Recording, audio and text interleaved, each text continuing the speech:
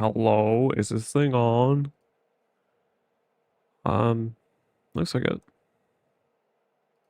Wait, let's see. So, yesterday was a rough one, to say the least.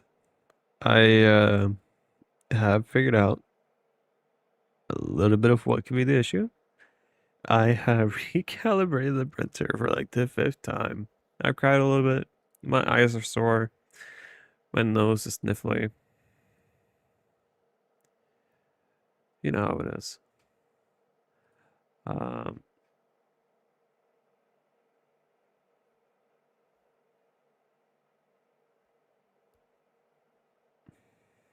so that is the current situation. So what I'm gonna do is I'm gonna end up running the print. Again, I have copied over all these settings from the structural profile of the original Core One. So if we take a look at this, let's see if I can find out where my display is. There you go. So if we take a look at this print here, it's a lot slower, like in general on the movements. If you look over here, the peak movement here is half of that of the previous print. That has failed. So if I am correct on this, I'm really hoping that it's just gonna work, right? It's just gonna work. So, because what I theorized yesterday and what other people in the Discord server have been talking about is that it seems to be related to these right here. It's right here on this sharp angle that it just completely fails. So either it's lifting off the bed or the bed is uneven and it doesn't account for it. And if the bed is uneven, I'm gonna have to redo the entire thing. Probably, and I'm gonna cry a little bit. But that's fine. Right. Right. Anyways, I'm gonna turn on the printer. I ran all the calibrations again today. Sleeping on it made me feel a little bit better. I was got called from by a number from Sweden. I don't know who it is. It could be Bontek from I don't know. I kind of asked in the Discord server, but I didn't really get a reply. But it was really interesting because I never get calls from Sweden, but I was so tired, so I just like didn't pick up. I'll probably call him back tomorrow evening. Either that, it's a scam call. So it's fine either way. Anyways, hopefully this prints this time. You know what to say? 5th time's the charm. Or 6th. I printed this so many times. I'm so tired. The print time itself went up by 2 minutes. I can live with that. So I don't get why we have to move at breakneck speeds. But that's a different story.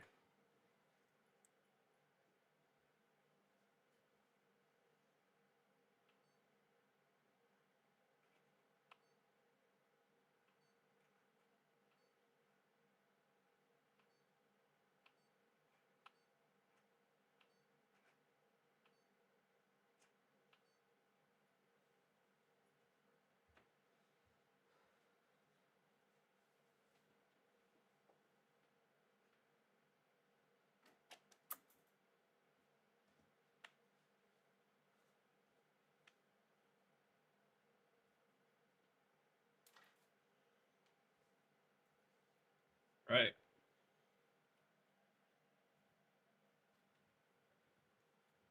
In the left corner randomly. Okay. Because that is really interesting to think about. Because what happened with mine, I don't know if you saw the previous stream or streams, but what I've been troubleshooting for the past 24 hours is that it failed mid-print, went randomly to the front right corner, and it fully lost its position. Now I got this on camera, so I can like pull it up in a second and show you if you haven't seen it yet. But it's really, really weird. I also think my poop bucket is a little bit, what do I call it? A little bit off center. A little bit too small. That's the word I'm looking for. Like a little bit too low. So I adjusted that because I looked at this other guy in the Discord and his poops looks great. Like it sounds really weird saying that about another man's poop bucket, but oh my god.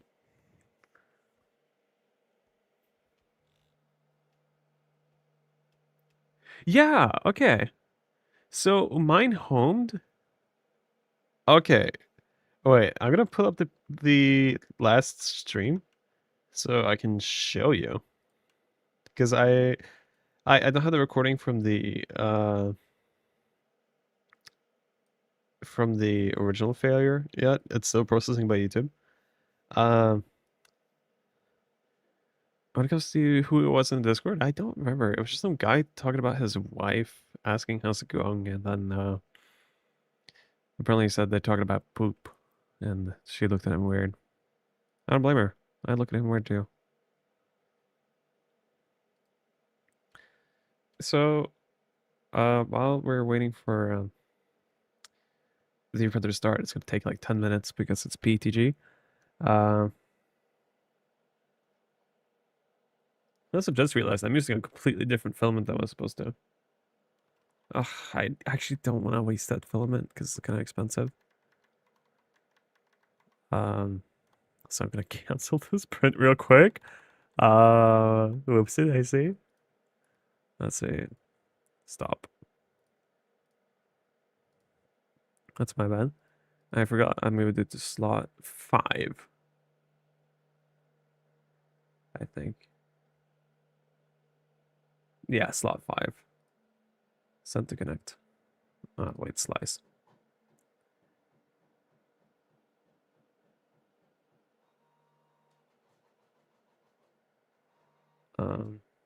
But the guy with the really good poops, it was the one that had them all chained together. And I think that might be the trick for not having it like jump out of the bucket. So you can find a picture of the picture he sent. But it looked like really good. And I was really jealous. Because I've been fiddling with this for way too long. Let's see. Let me just start the printer again.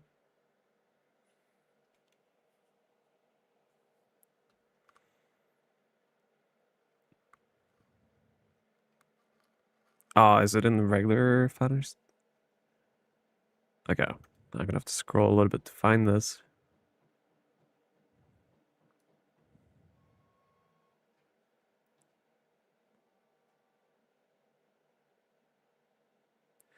Yeah.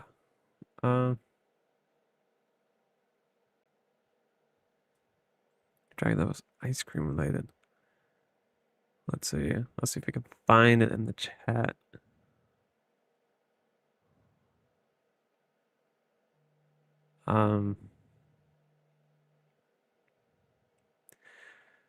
But my poops, I thought they looked good. Doesn't really seem like a artifact because I keep having them like jump out of the box itself. It's Tut that posted it. But like his shader looks great, man. Um, if we just look at the picture here, look at this. This is perfect. Like they're all gathered, they're clump. It's really interesting. From what I heard from other people, they have been having issues with the jumping out too. But it almost seems like the thing is just too low, and I'm really hoping that's it.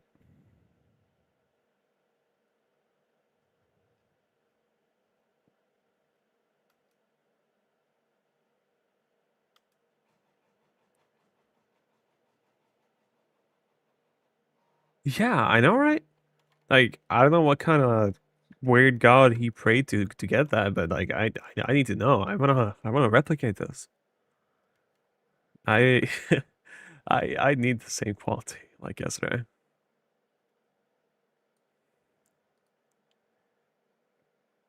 Because wow, that is really, really good.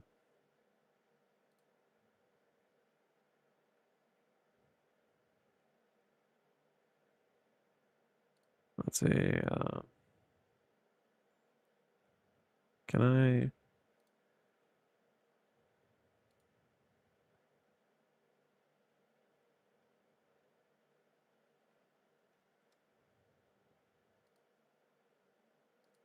I'm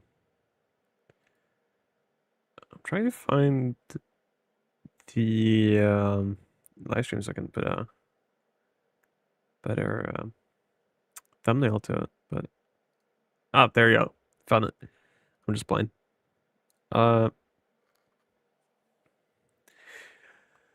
blah, blah, blah. I lost my wording. Yeah, we do need more fiber, honestly. But seeing as those are possible, I'm gonna see if we can recreate it, hopefully. But the original failure, right? Well, the second original. Um, let's see. Problem is I don't remember. It's around about this layer. I think it was like layer 47.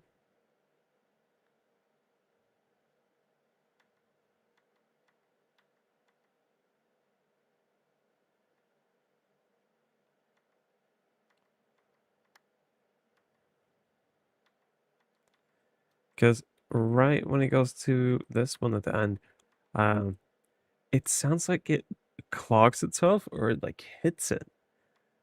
And it's a really strange sound.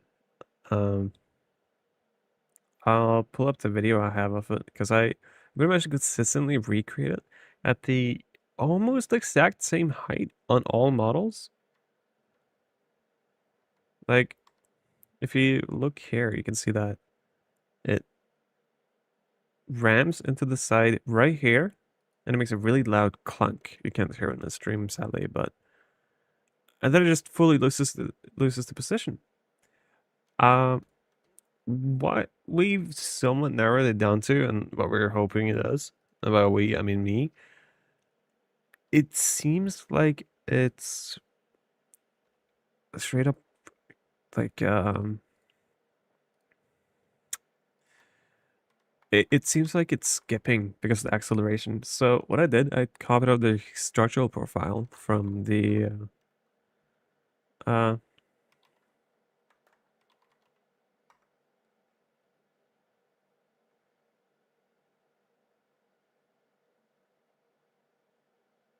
yeah. So that's the first time this happened. It managed to like fix itself until the second Banshee was switching to after the color switch, and then the tool head fell off, and it was just destroying itself like fully. Now, what's really interesting here is that, as I said, I managed to capture this, right? So, what we can do, we can actually just listen to this for a second. Because it moves really fast. Like, as I said, I used to run on a structural profile all the time, so I was pretty used to that. There is some gunk on the bed here. That's just from the nozzle cleaning being a little bit off.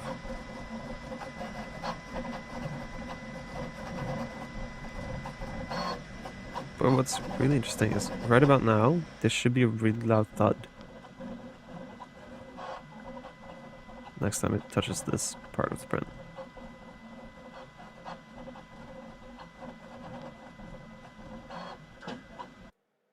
You hear that?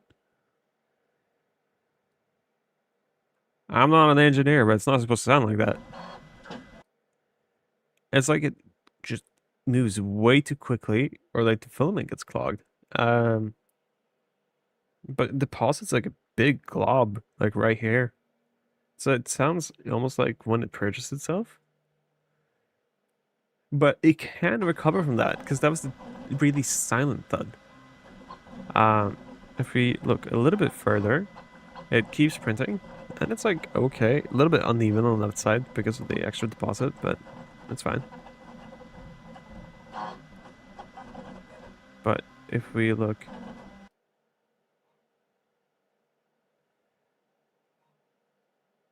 it does seem a lot higher than the original Core One. Um, Actually, wait, I have the original Core One profile up. Give me 1 second, I can actually check it. Because I made a copy of the profile back when I first got the profiles up and running. So if I look at the balanced one, if you look at this is the structural profile versus the regular profile for the index. And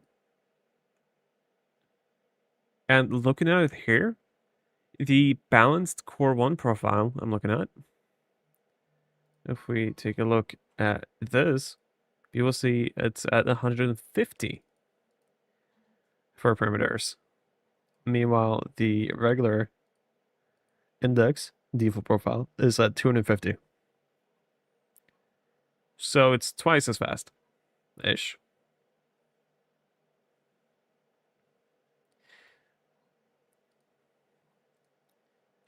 That being said, until the first crash, I didn't have any issues with this. So this issue is new, and I'm really unsure as to what it stems from. But if we look at this again, and just finish looking at it, the second crash here is where it all goes wrong. 3, 2, 1.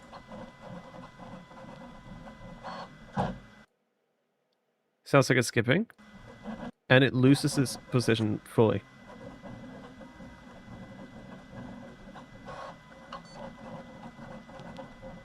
And I had to like cancel it. And the thing that's really, really interesting with this is that my gear 3D print, which I did to troubleshoot, didn't have this issue.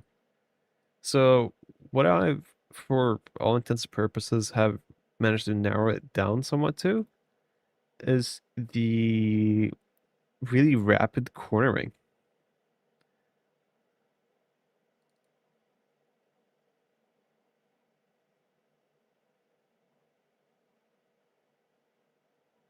I don't know. In the Discord, someone suggested that it might be the thing skipping, and I think it's honestly probably correct. Because looking at this, at 250 without sharp cornering, and just a clear circle, a little bit of jiggle here and there, but it's like 250 all around. It seems to be like this. This is fine. It's the sharp 90-degree angles it struggled with. And the failures happen consistently on the same print on the same slot every time. I thought that it was I thought it was a G-code issue at first. The first time it happened, because I thought the USB had gone corrupt after a year. I haven't tested the USB, but I've swapped it out with another new one, and it looks like it's rule that out. We tested a new roll of filament. Rule that out. The benchy has the failure at the same spot. Around about plus minus a couple millimeters.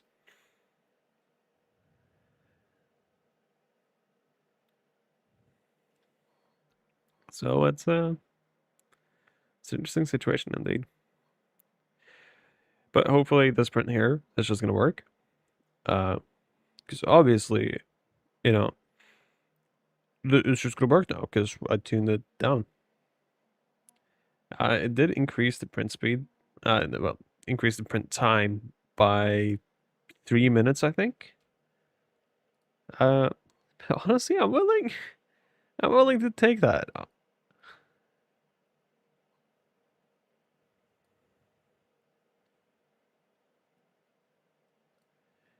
Yeah.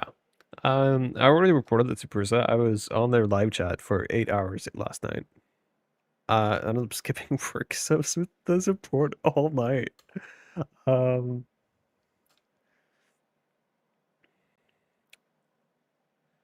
really, the one thing that is bothering me slightly, is that I did get a phone call, like a couple of hours after the stream ended, and that had been reported internally. So I'm a little bit unsure whether it was Bontech calling me up because it was a Swedish phone number. It could be a scam, but I don't usually get scam phone calls because I am unlisted on all the registers. So you can't really search my phone number up unless, you enumerate it. And yeah. So I'm gonna try to give him that number a call back tomorrow. Around about lunch. And then if it is Bontech, I'm just gonna go home in the middle of the workday to troubleshoot more.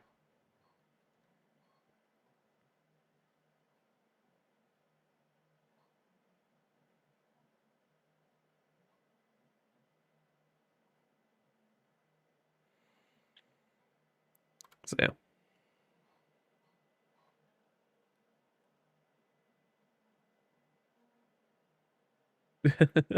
Yeah, I imagine he's like in town because they know where I live, so they're like, "Hey, dude, I'm in town. Can I check it out?" And I'm like, let me clean my apartment first." I have a really big issue getting rid of cardboard, so there's a lot of cardboard just laying around for reference.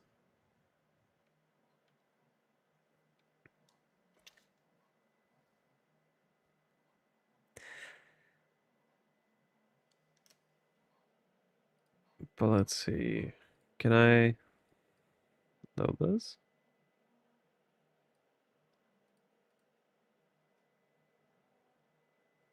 Okay, so the original one was supposed to take 23 minutes. With the old speed. This new one takes 33 minutes. So a 10-minute increase for half the speed ish. Sounds about right. But if that avoids the collision issue or the engine skipping, I'm fine with it. I don't need high print speeds for the most part. Like I want something reliable that can set and forget. And yeah, dude, I don't have that many filament boxes, but my last order from Prusa, I think I ordered 10, 15 kilograms. It was right before Christmas, so we're doing like free shipping. But I only printed in black. I did order some colors at PTG. I regret not ordering more because I don't have enough filament to fill up all my slots. But it's a lot of cardboard. I found out I have to actually like unfold the cardboard fully to like probably get rid of it. Man, I feel like everything comes in cardboard nowadays. Like you have the shipping box, and then you have the your grocery bags, the pizza boxes. There's so much cardboard. I can't get rid of it all.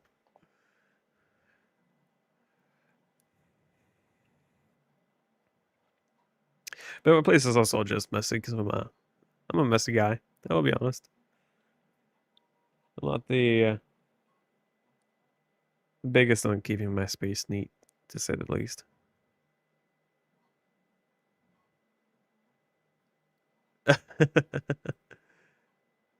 Dude, oh, that would be so awesome.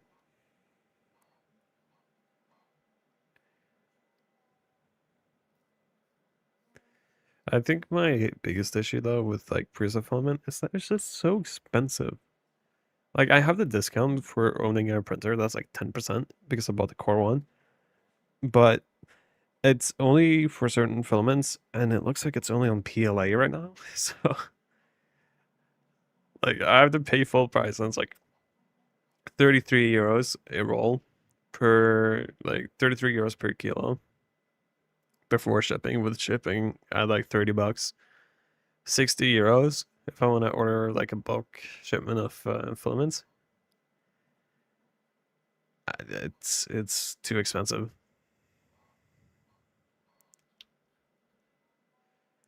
Especially when I've spent, I think so far,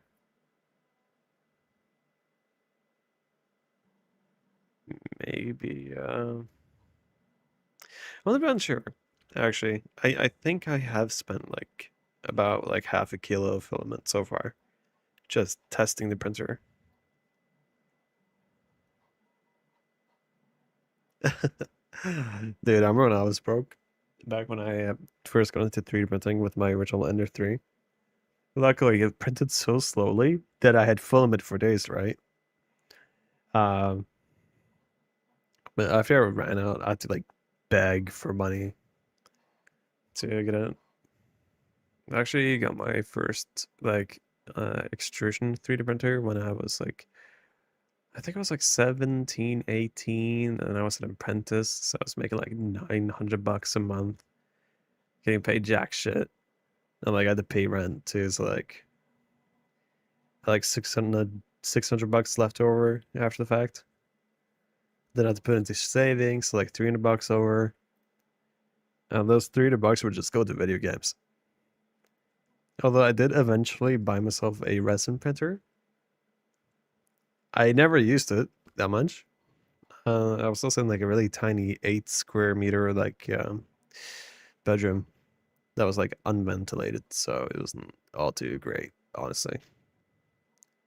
Like health wise, but it was really good for printing like minifigures rather than like painting them afterwards. I used to be into just collecting Warhammer stuff, but then I stopped when I moved. And then I got a Bambu Lab, and I spent a lot of money on filament, just printing things for the printer. And then I sold it after it like died on me once, and I just couldn't be bothered to fix it. But then now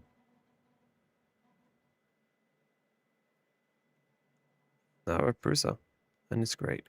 I love the Prusa.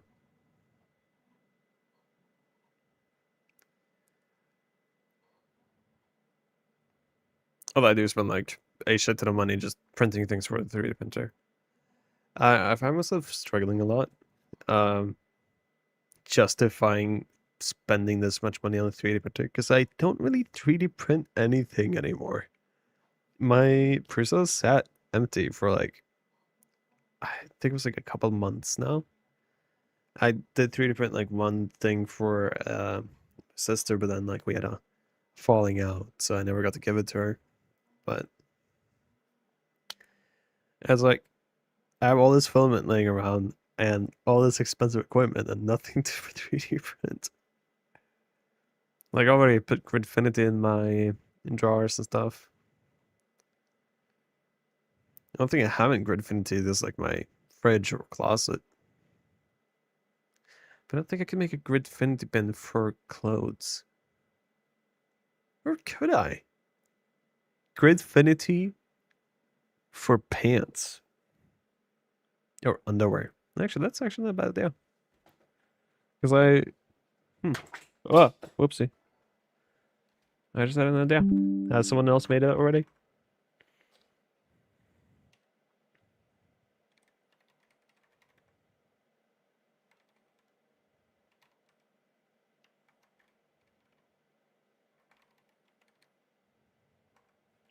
Okay.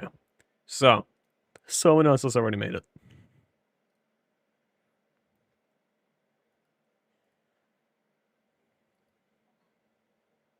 Stackable. Oh, actually, it's not Gridfinity. Ah.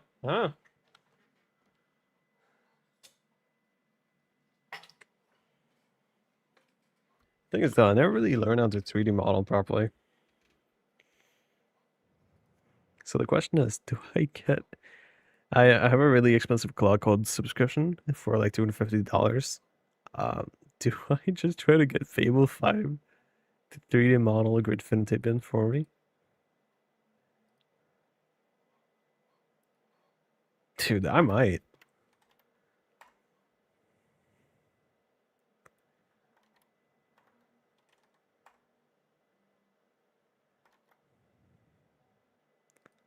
Get started. I'll have to sign in. Okay, wait.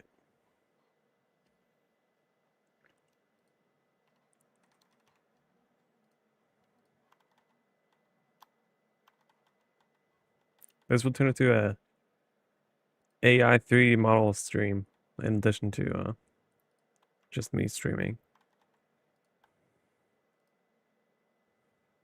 I hate how everything is like, yeah, sign in with your email, but we're gonna send you an email to sign you in. Just let me use my passwords. I have a password manager for a reason. I want to go to my email every time I have to do something.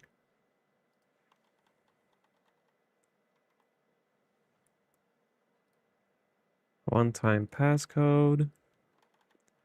Copied and pasted. Next. Trust this device. Open product. Open link. Okay. Log in. Sign in. Confirm. Open link.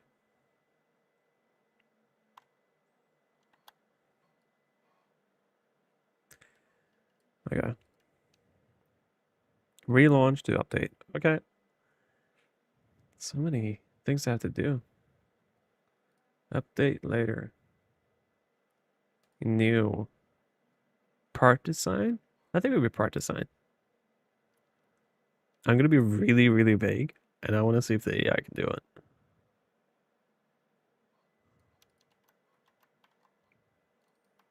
I have a feeling it's going to be able to. Like, it's gotten really good at understanding 3D space recently. If in my experience. Let's see. Settings. Extensions. Autodesk Fusion is enabled and it's running. Okay, let's see. New chat. Yo, can you access my Autodesk? I will do. Enjoy your business meeting. I'm probably gonna be here for a while. So, I'll see you later, man.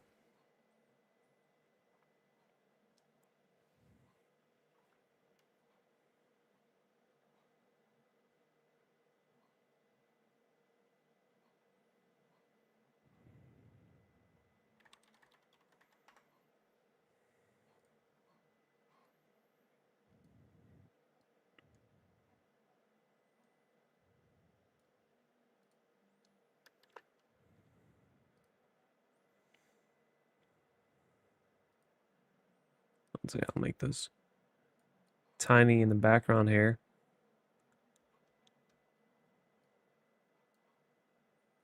Always allow.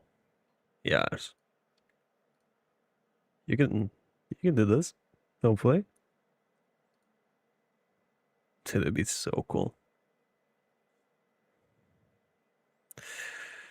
Make make a Gridfinity bin for storing my underwear and socks. Okay, underwear first. I roll them up. Thanks.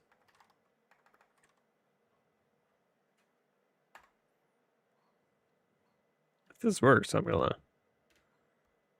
I don't know what I'm gonna do, but I'm gonna do something.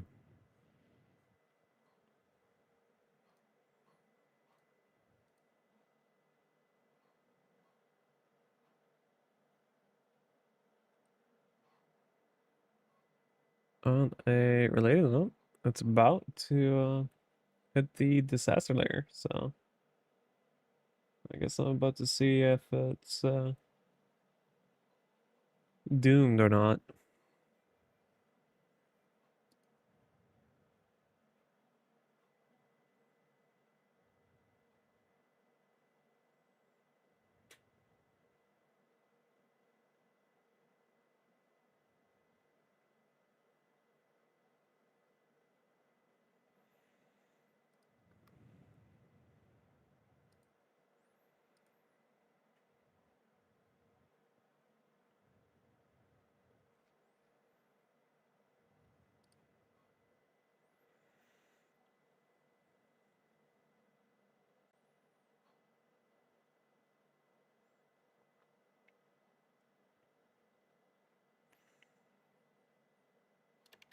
Oh, I'm hungry.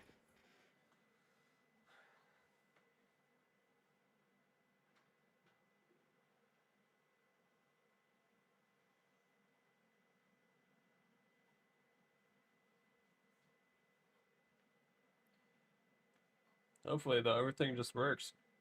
And I'll be a happy camper.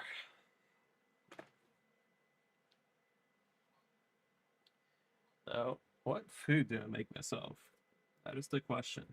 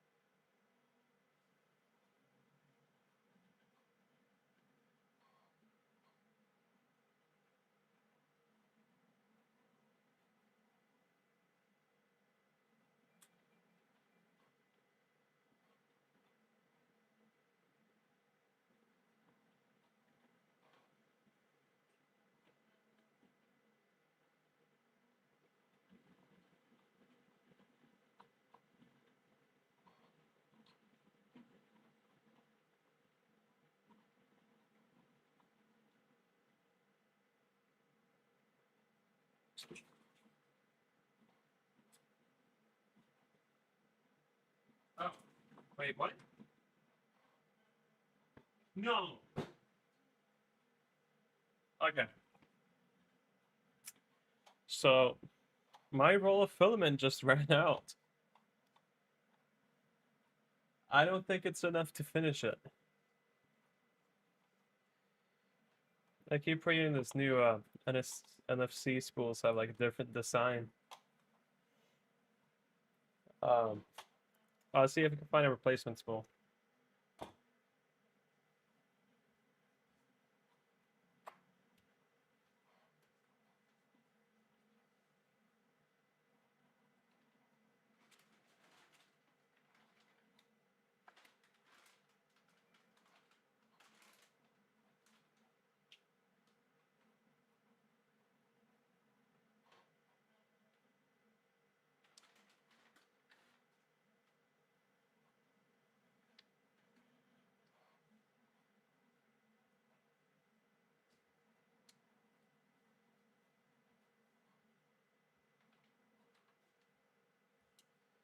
So that was the Gridfinity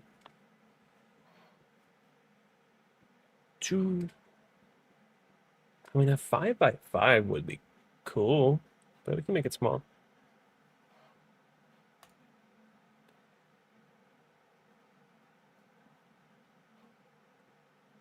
$15U. I got. So this is a predicament. I'm officially out of my favorite filament. How do I open these new spools?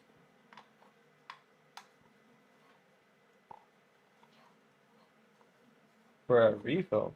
Do I not do it? I don't.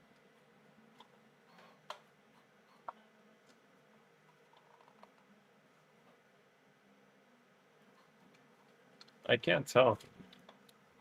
Do you have any other spools laying around?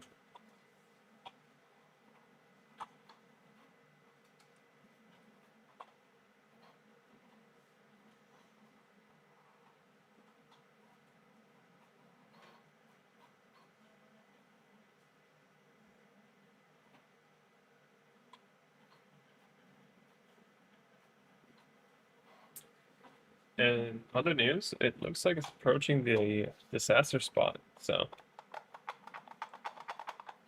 it'll tell me in just a second.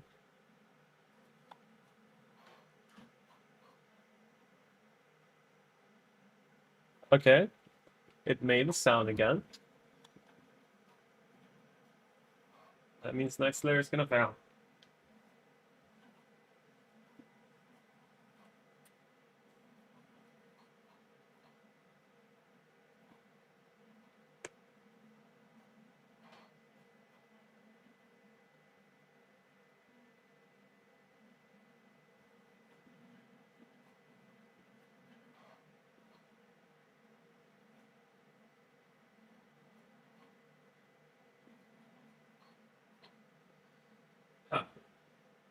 It didn't fail yet.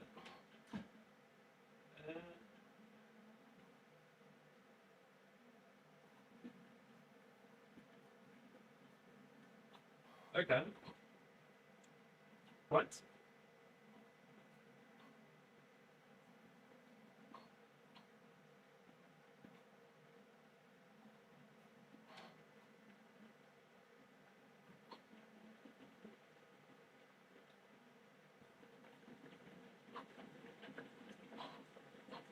Okay. So, what's interesting, it made the sound again. But it didn't have a disastrous failure. So far.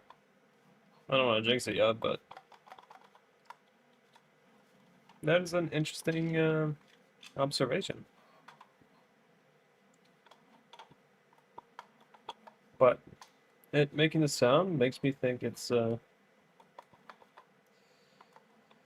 still an issue, unfortunately.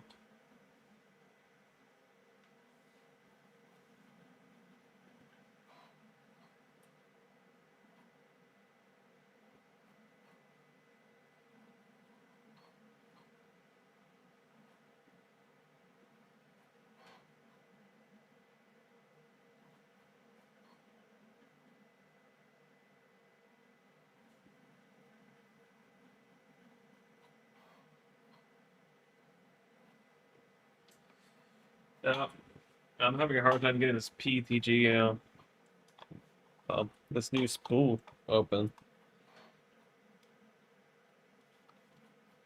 It keeps making the sounds banging or something, but I think it's banging us the back of the spool holder.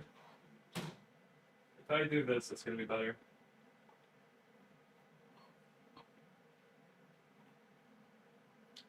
The filament is about to run out though, so it's probably gonna cancel itself. But I'll inspect the layer. Take a look at it.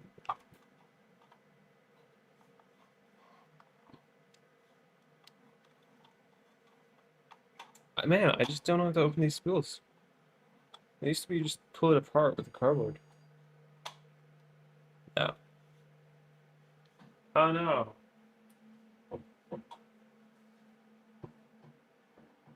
Is he gonna shut itself out of it?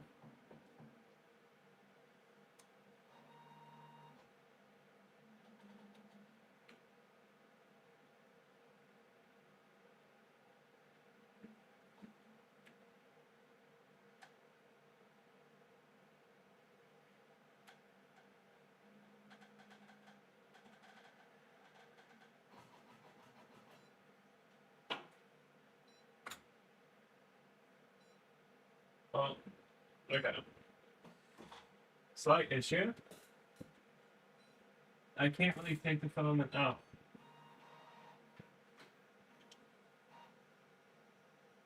Manually remove the filament from the extruder. I mean, I would.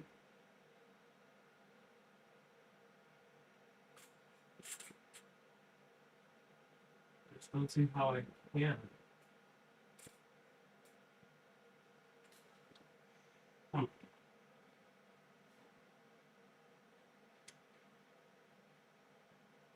Because this PTFE tube is pretty locked in there.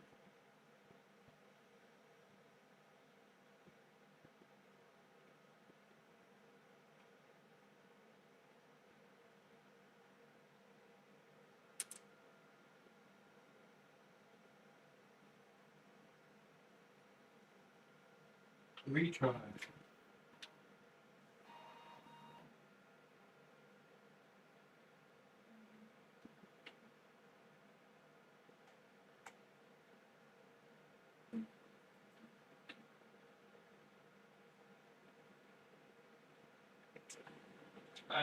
But from what I can see, though, there is a pretty big layer shift at one point.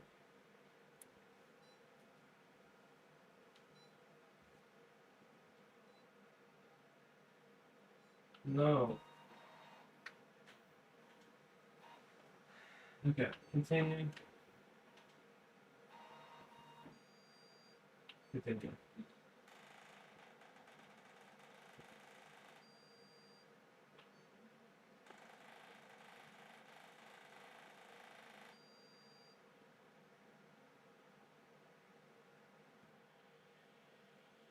Okay. Well, I turn it off so I can.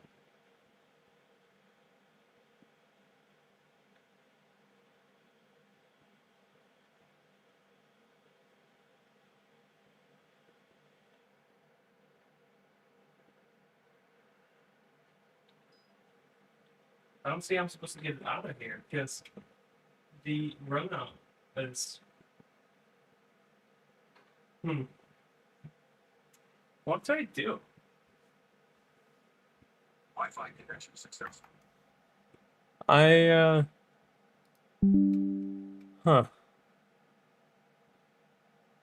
Okay, let me refresh this. Oh, look, it started to make the grid definitive button. That's cool.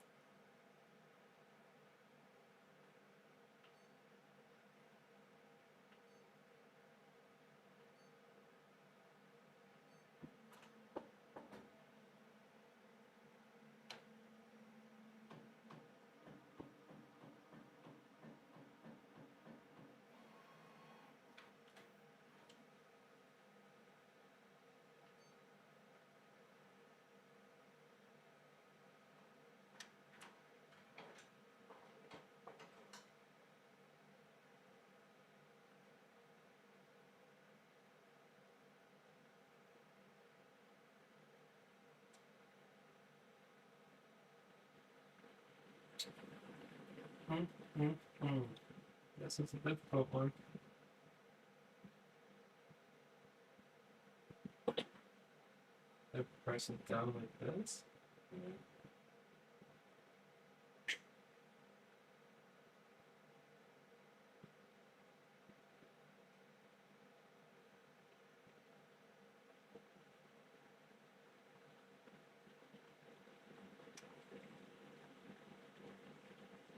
Because there's no way for me to get the filament out. It's just.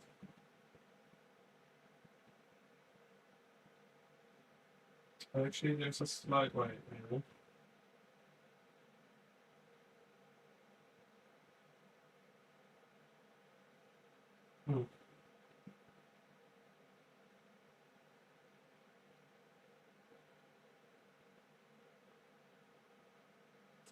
No, I'm gonna do that. I'm gonna place this back here.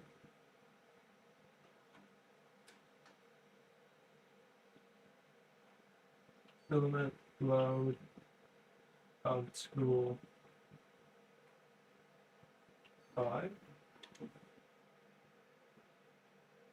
Easy. And what I'm gonna try to do is just straight up make it unload it. Now looking at this, it looks like it actually made the grid infinity bin. Huh. Neato. I love the internet.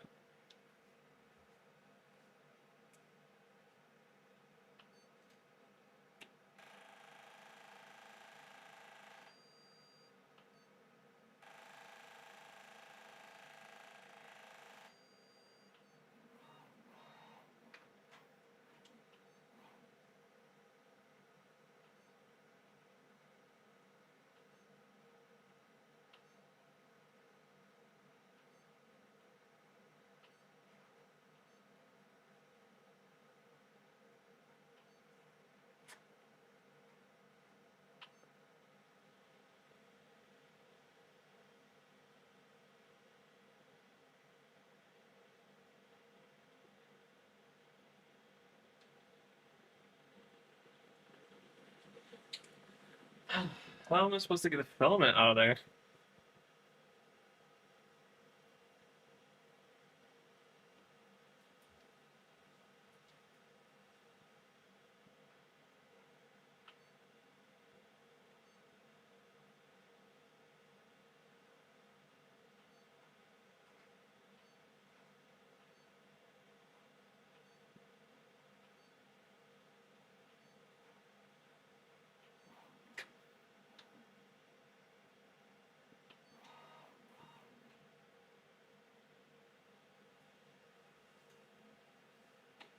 So what I'm hoping is I can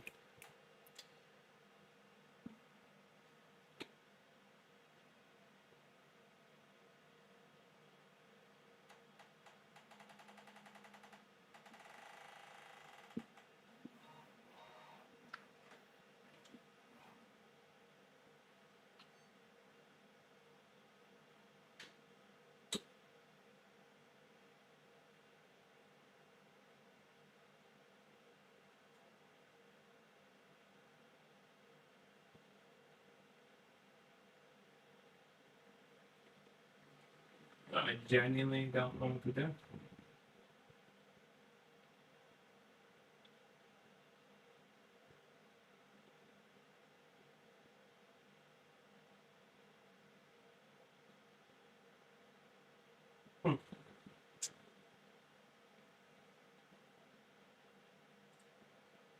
But it's really unfortunate.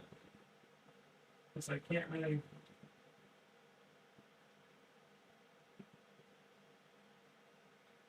I guess I have to. I really hope I don't break it by doing this.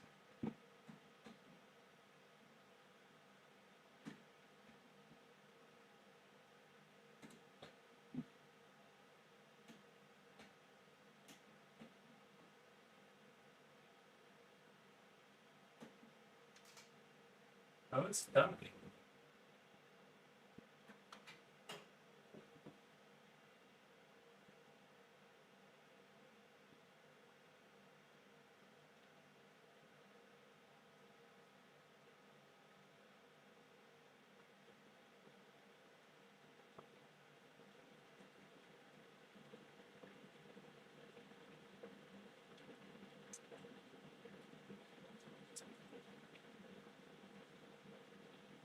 And I hate PTFE tubing.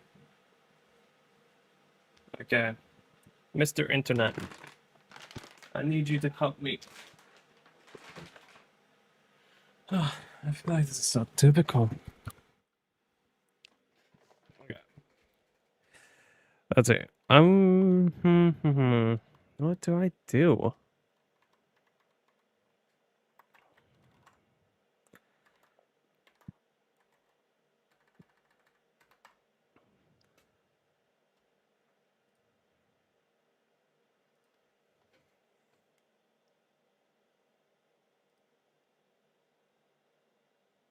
I can't believe I ran out of filament and now I can't unload it.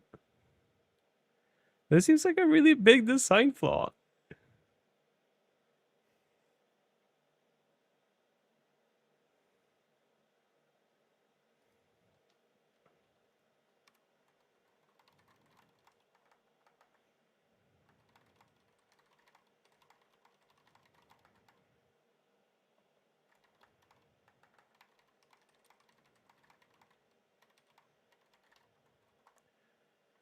Hello, Oscar.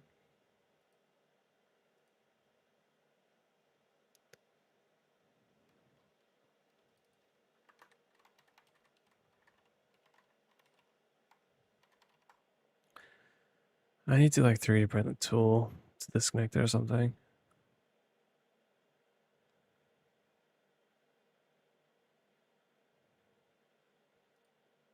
I'm gonna make a tool for it.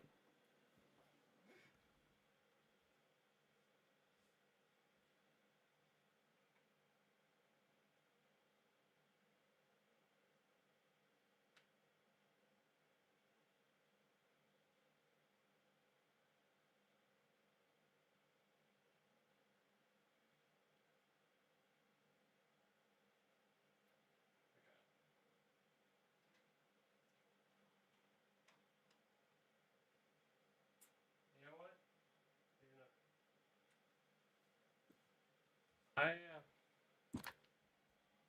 Oh, hey, Birdman. What's up, Birdman?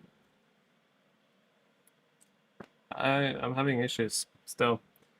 What's interesting, reducing the movement speed of the filament, of the tool head, actually stopped the failure from being catastrophic. It's still happening, which I don't like. now I have filament stuck in one of the tubes, so I need to like make a PTFE tube remover or something because I'm just not getting it out.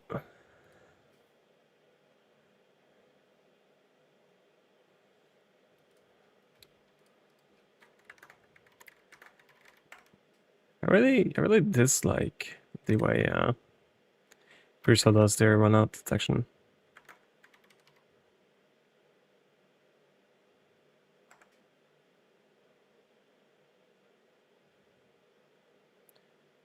So I see.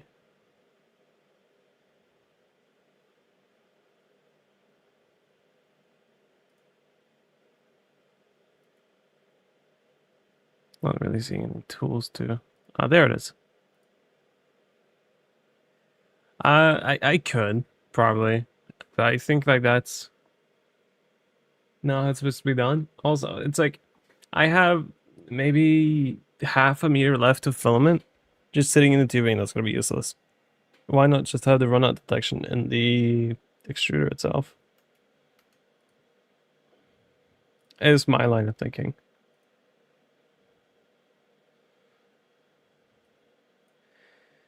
But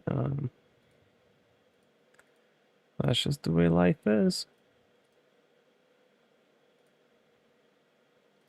All right.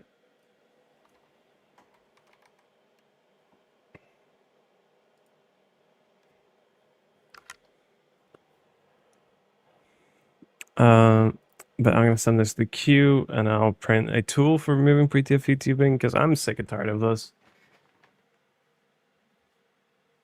Where's my pliers?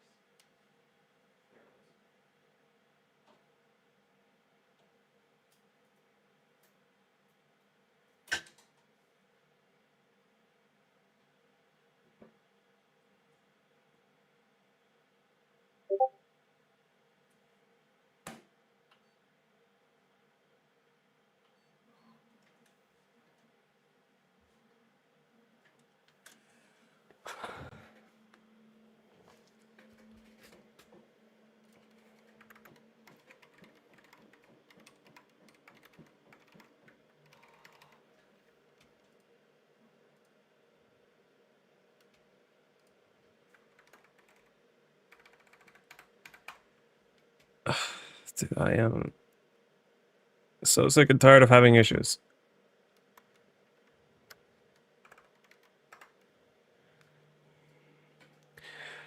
Um,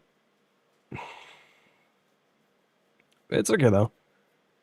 I think the current tally on how much filament I've wasted just trying to get this printer working is now up to half a kilo-ish. Because I'm pretty sure I had like at least half a kilo left on that tool.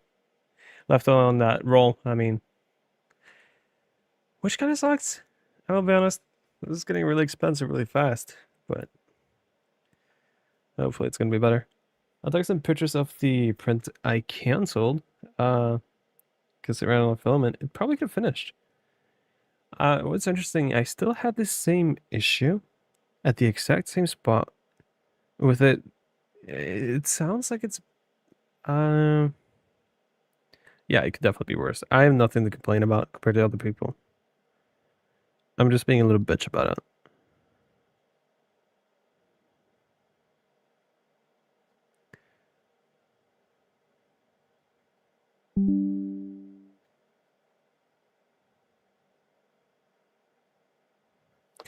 There you go. I'll pull up the pictures on stream as well.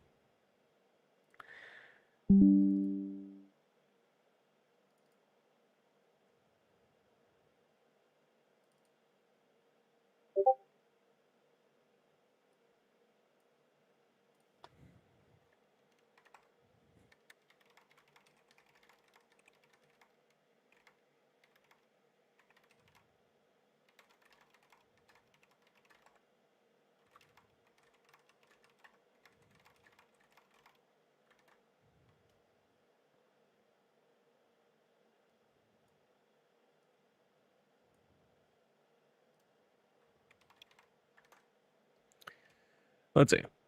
Now, if we look at the pictures here of the print I just did, I'll make it bigger so you can actually see it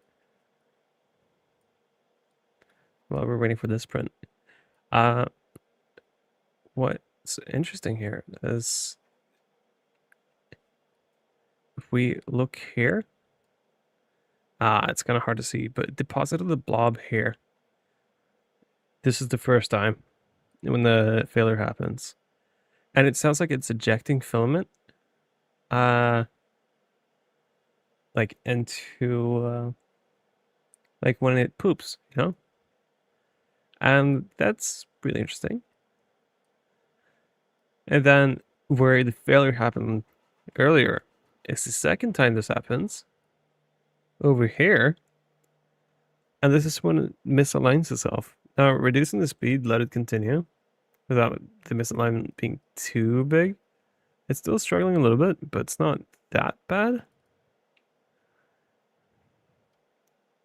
Like, you can see a little bit of artifacting here.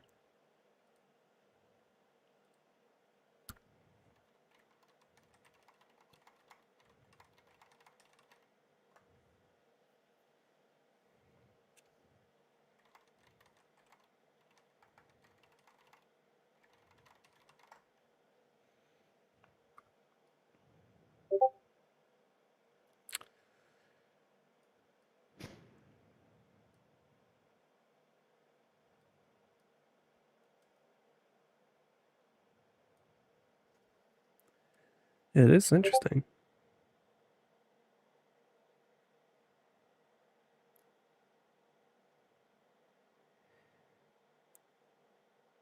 And that failure triggered a layer shift on all the other parts.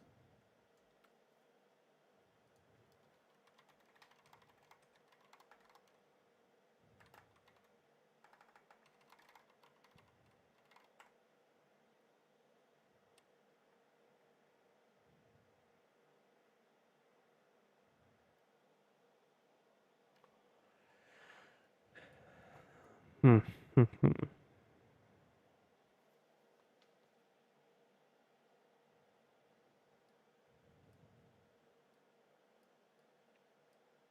So it's interesting. You can see the layer shift happening. Yeah, hopefully.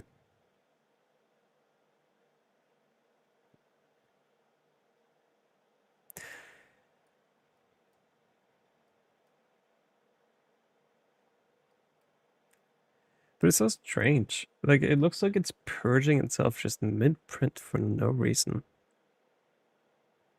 And I don't understand that.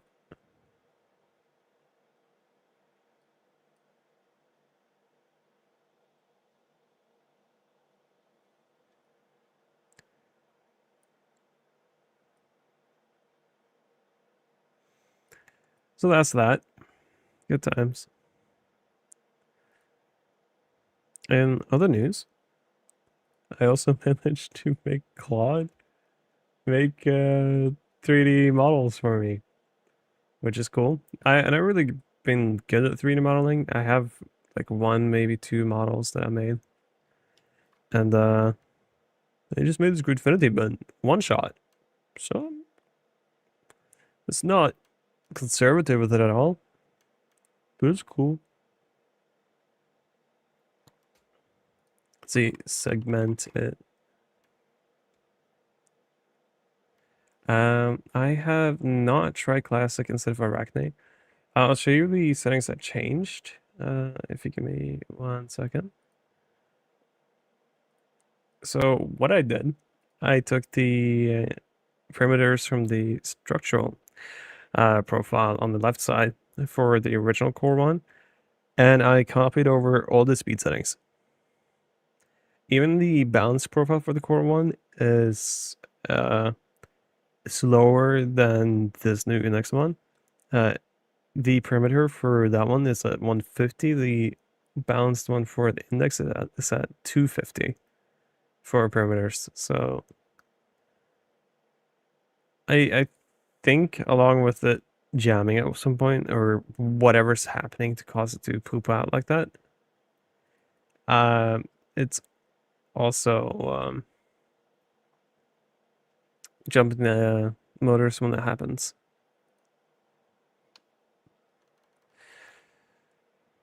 I might end up trying it with the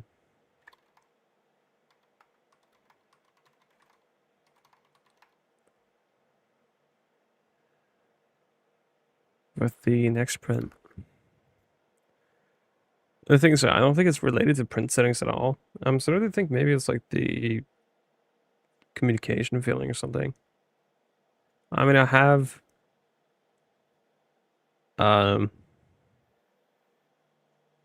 tinkered with it a lot, and this is similar to like 3 times without checking the cables again. So I'm gonna check the cables again.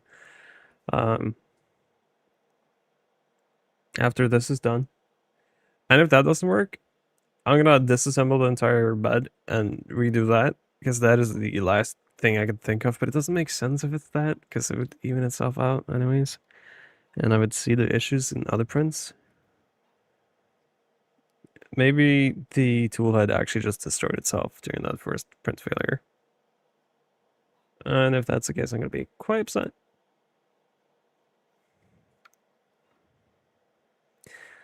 Anyways, while we wait for 3D print, let's 3D model, guys. So I'm thinking, so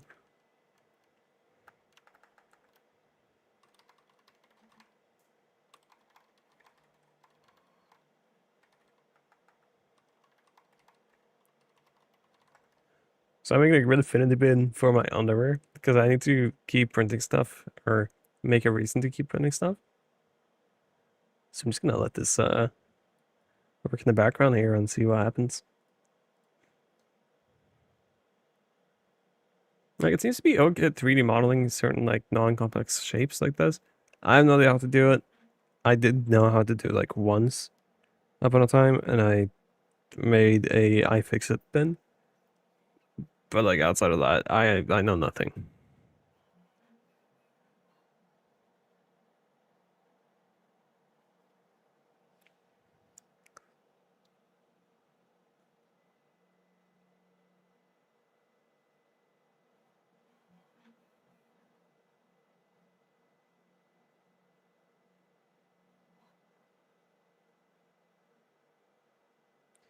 I was gonna say that the fan on the tool head, it has this really high pitched screech to it, almost like a really light version of tinnitus. The first time I thought,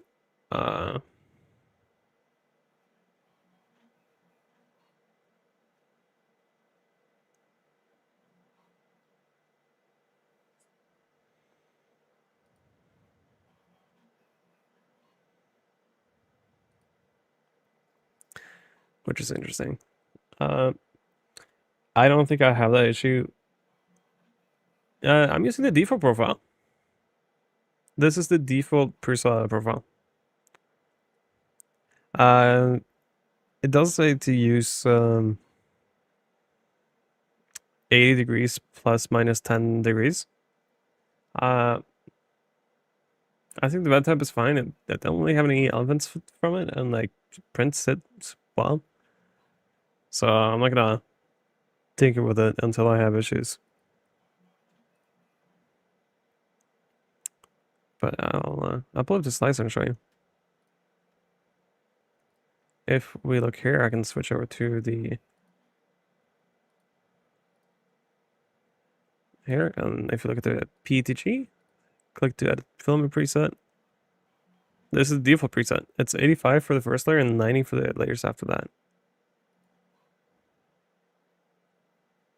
So I just realized it's really tiny. Let me make it bigger so you can see. So this is default settings.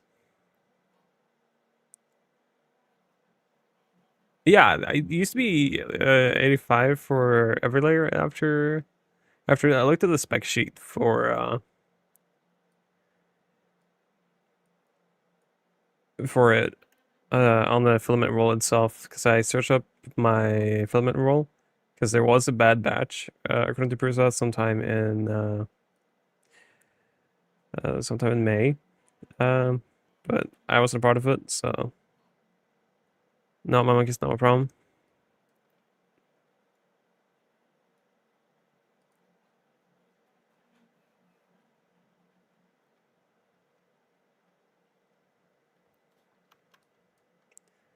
Okay, what did it make here? Oh, shifts, right.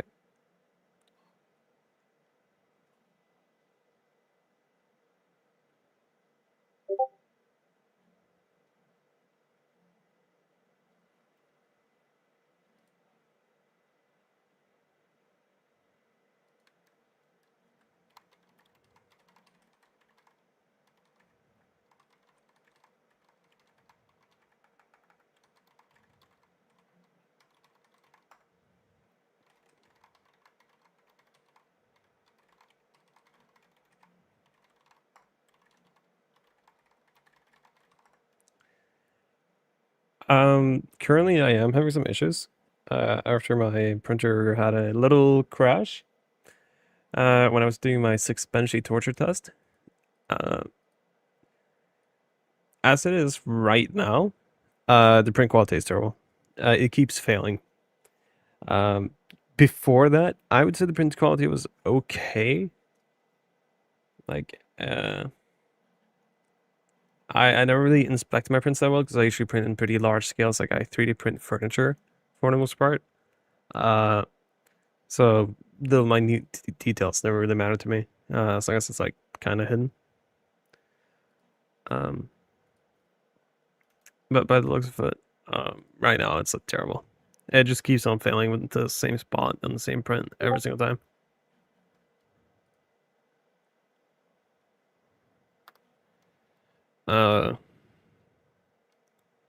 Sorry. Let's see.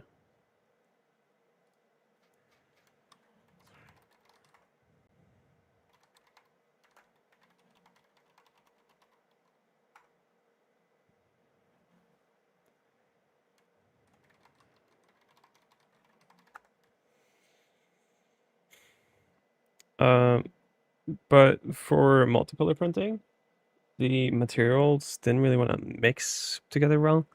Let's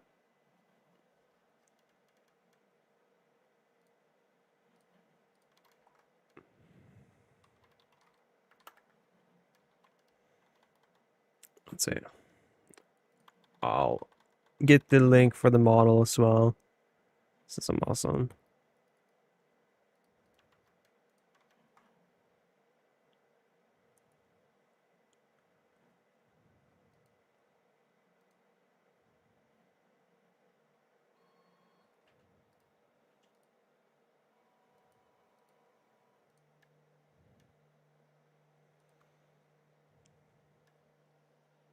It feels the same layer height for practically all prints that I tried so far,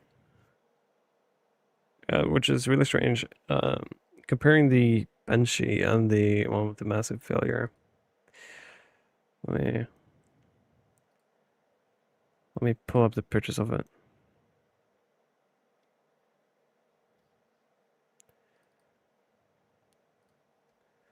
So the Benchy having the issues, right?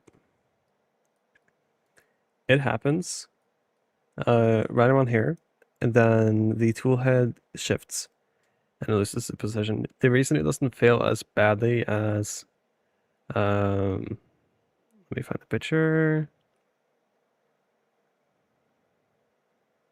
Doesn't fail as badly as this one. Like that was a really blurry picture. Is because it doesn't lose its position as much. Because it's moving in a straight line. This one is hitting a corner. I'm actually using a different thumb drive right now. So the first thing I thought about was the thumb drive being bad. It does not seem to be that. Like, I don't know.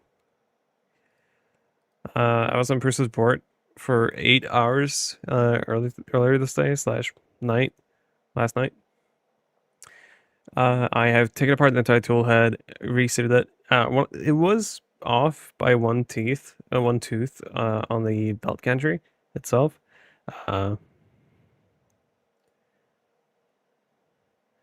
And that fixed a little bit of the Z shift, but didn't fix all of it. And as someone else mentioned in the Discord, they're thinking it might be communication issues with the motherboard. So I'm gonna look at all the cables after I get this filament out. Then, if that doesn't work, I might end up disassembling the entire bed as well. Now, if that doesn't work, I give up. I don't want to destroy it any more than I have to. There's already a support ticket in with Prusa, so I'm just kind of waiting for them to reply to me. Now, let's see. I'll put you over to my headset mic here. So, it's been a rough day or two, um, ever since the failure.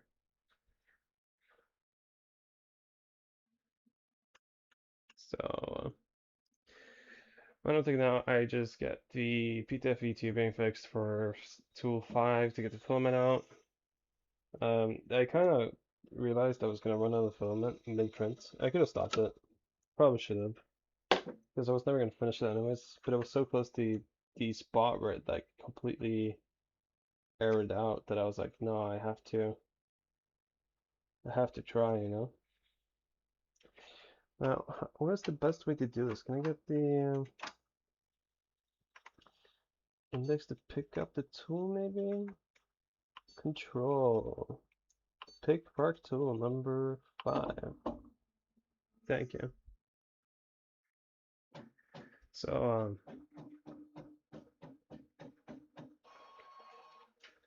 yeah. I checked out the gantry score and everything too, so it's not that. Um, you know, using elimination, I honestly have like zero clue what it could be anymore. Dude, am I not supposed to be able to remove this? There you go. Voila. And it's like really stuck in there. Huh. Let's see. Filament, unload, tool 5. I mean, tool 5 is already unloaded, so I'm kind of surprised it needs me to do it again.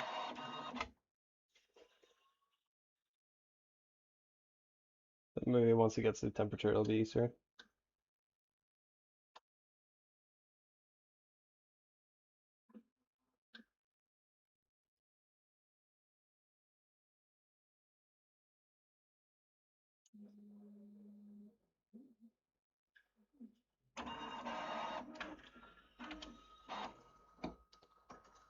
Thank you very much, Mr. Toolhead. And that's another roll of sample filament just laying around. Wait, is that why Prusa has sample filaments? Because they end up like not using a little bit of the roll every time? That'd be kind of funny. I would slightly laugh at that, and then I would be slightly upset afterwards. Control. I'm gonna need you to pick up tool 5 again so I can push on it. Thank you. And that's the PTFE tubing secure. Okay. Now, back to the original issue at hand. I'm gonna look over all the cabling.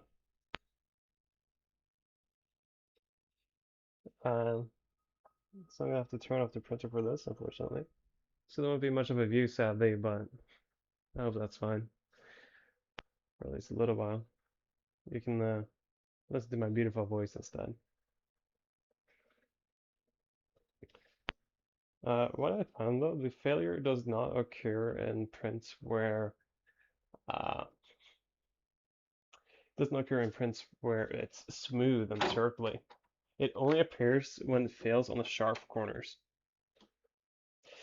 I don't know what that means, and honestly, I don't really care. I realized I was gonna be a beta tester when I purchased this, but God, I'm so sick and tired. But it could have been worse. I could have not had any prints at all because the firmware issues or the cables being right wrong. Or I could have the magnets facing the wrong way like this one poor guy had. Now, I feel like this is a running joke, but where's my screwdriver? Why does everything keep disappearing? I was using it yesterday. Um, Screwdriver.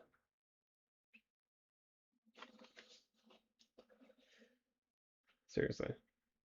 Why do I keep doing this to me? Okay. Um, it's not on my desk here at least. That's it.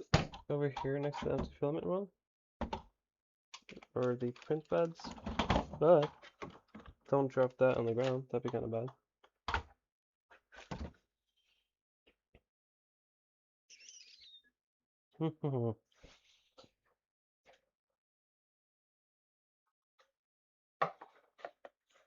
I keep losing this iFixit screwdriver. It's a really nice screwdriver too, so like I'm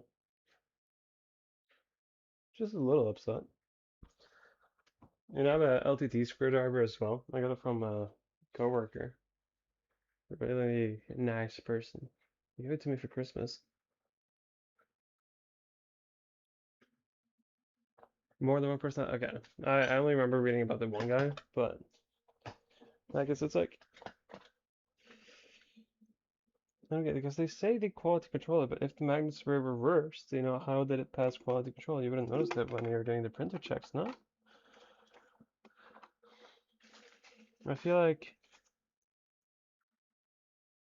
well, I'm not gonna talk shit either, but I feel like there was a lot of stuff that, despite all the delays, just never got fixed.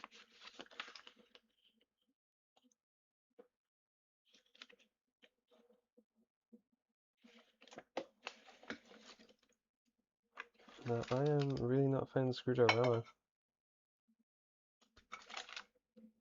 Hmm.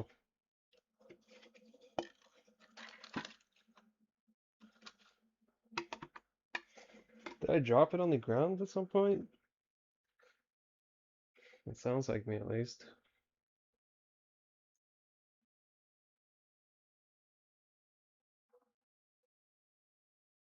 I mean, it's fine. I have another screwdriver laying around. It's just not as nice to play with. It's actually from my maintenance kit for my e-scooter. Hey, there's my scissors! I finally found them. It's just a little bit too late.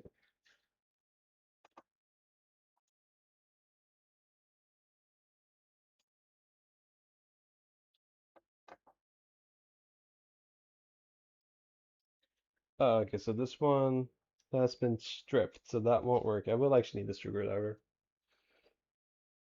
That's cool. That is cool. Because I know where my screwdriver is. I just need to think for a second.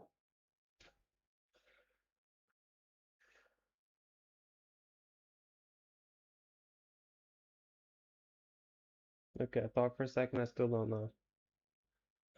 I thought it was gonna work this time. I swear, man, my memory's been getting bad. Hey, it's on the floor. See, I knew I dropped it.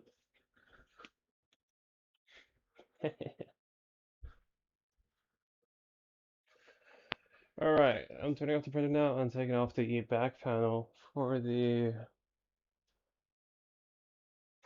motherboard, or whatever you want to call it, so I can take a look at that. Hopefully, I'll look at it and be like, oh, there's a loose cable here. Oh my God, I'm such an idiot. Obviously, why didn't I think of this?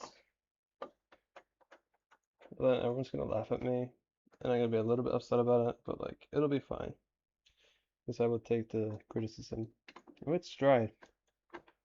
Or there's gonna be nothing, and I'm gonna cry. And be like, dude, what do I do? How can I fix this?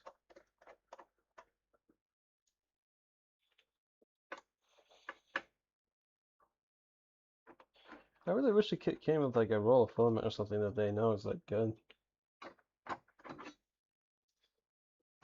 That would be really nice. Let's see. Gotta put on my EMF bracelet so I look so pretty. Then connect myself to the metal. It's pretty metal, dude. Huh, you get it? Because metal? No? Okay, that's fine. So just gotta tighten it a bit. There we go. Nice and secure. Connect me to the printer. Okay.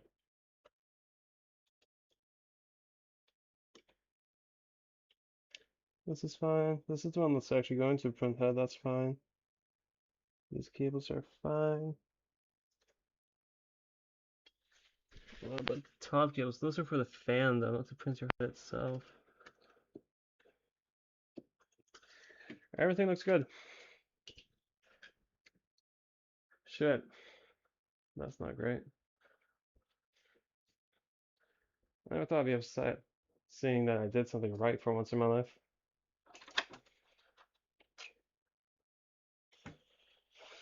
Let's see, could it be the tool head cable? There's only one cable that I really messed with in here, so I'm gonna see if I can just gently push it in. It's connected. No way. Did I have a little bit of leeway there? I can't tell. I think I just felt something snap. Um, in a good way. I think I felt something like snap into place. So I'm gonna put on the back panel again. Let's see.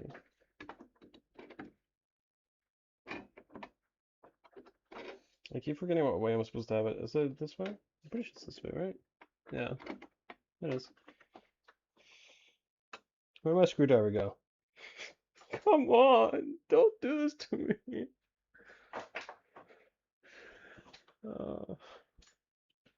It's so typical. There it is.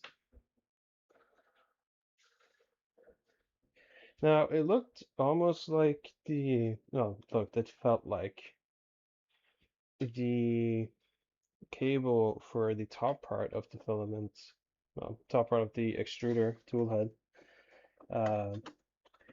It felt like it was a little bit loose when I pushed it down, because I pushed it down and I felt a little snap in the top left side of it. Which kind of makes sense. I've taken this tool head apart so many times that, well, taking it off the gantry and let it just hang a little bit, that was bound to happen at some point, but I swear I checked it before. I don't know.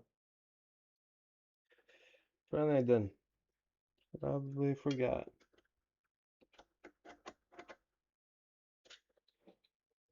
In which case, it'd be kind of funny.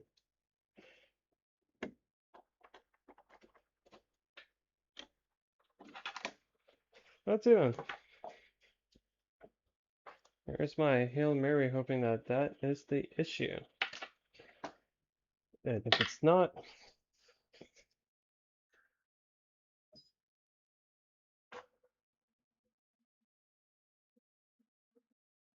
uh, well, if we were talking about, I did run it with I run it in browser.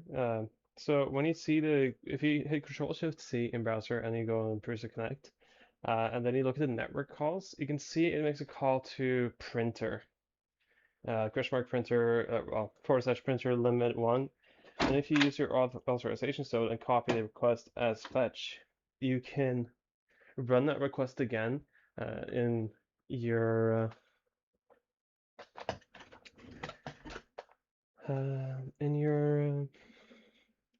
console in the browser. So that's what I did first time, just to see what information I could get out of it. And then I wrote a script in Node.js. I can actually just pull up the source code. I don't mind. I can show it. I'll probably like make it public on GitHub in a day or two.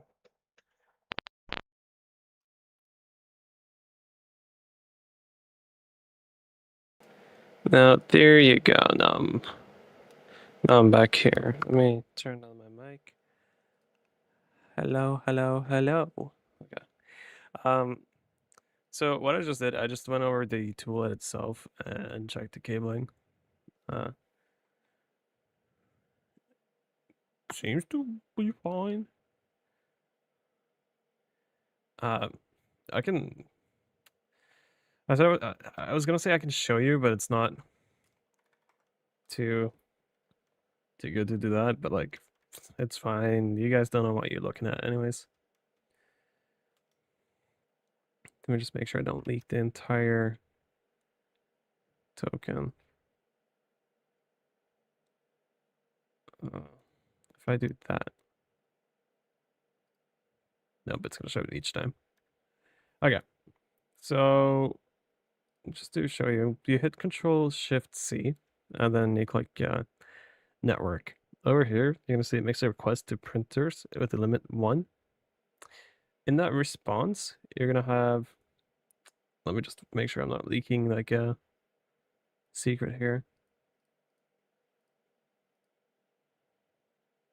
Okay, no, I think it's fine. So you end up looking at this, which is a JSON return, and in here you can see a bunch of information about the printer, along with the temperature of the nozzle, the bed, the target of it. You can see the temperature for each tool head, along with what is loaded in it. So I basically just run this request in my little script. Well, little, it's not that little anymore. Kind of ballooned over time. So if I bring this up,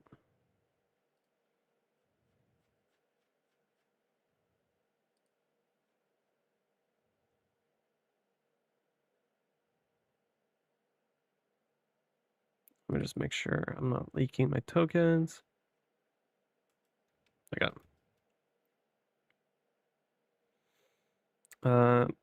so what I do, I just straight up impersonate my own session and then pull out the data with this. There's a config file with my stuff. Then it takes the return of it and just extracts the values I care about, such as the tool head, the target temperature of the bed, blah blah blah. And then in the public session there, this is fully vibe coded. I have no idea how to write front end. I'm really bad at it. But here, just the front end, easy peasy. So yeah. It's gonna be public on GitHub in like not too long, and it's gonna be pretty easy to use. So you're just gonna have to fetch a token.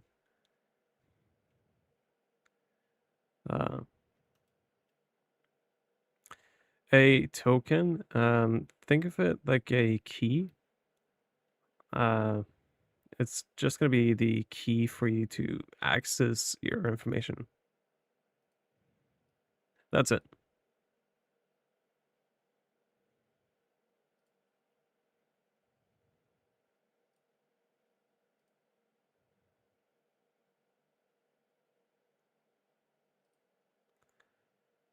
Now I'm gonna have to map this to.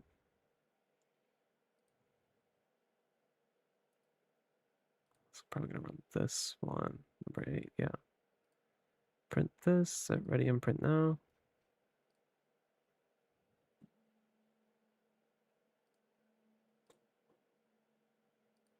So it's a one-time. Well, not a one-time. It's a short-term key to access your information from Prusa. That's basically your login information.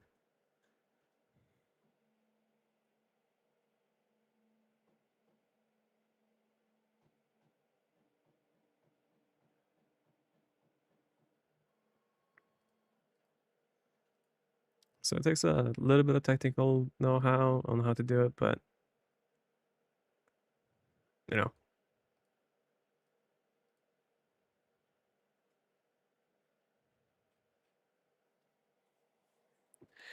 it's not too bad.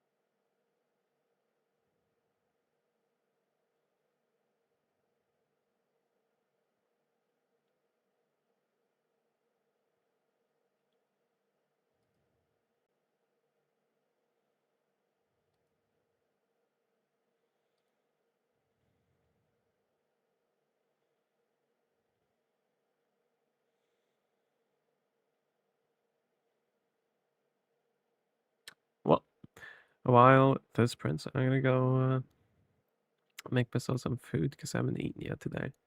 Well, technically I ate last morning. Well, this morning.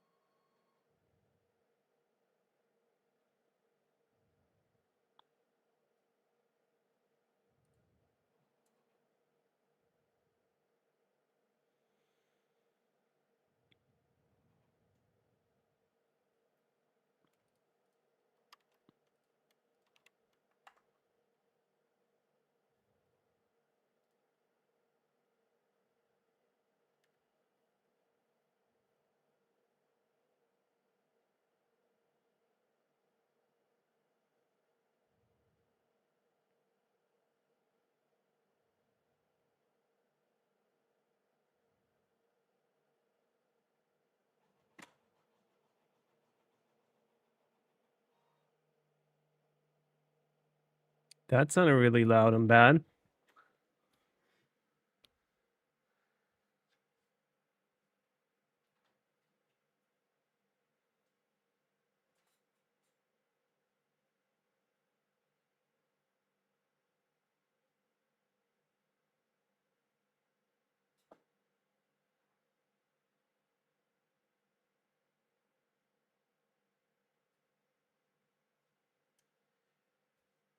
Huh.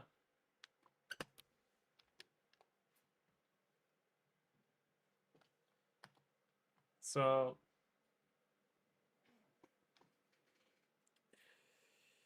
that's not great. I think it was the tool head priming itself with another poop. It sounded really loud, but I was really quiet, so.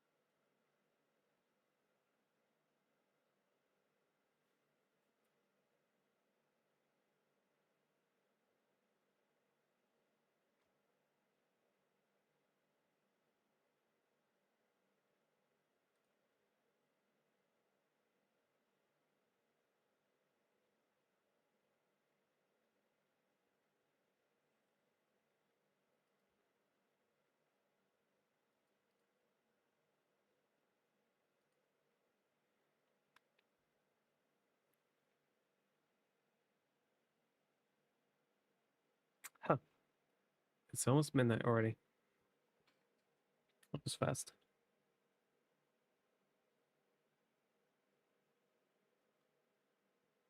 Well, I'm gonna make some pizza. I will be back. Enjoy the show.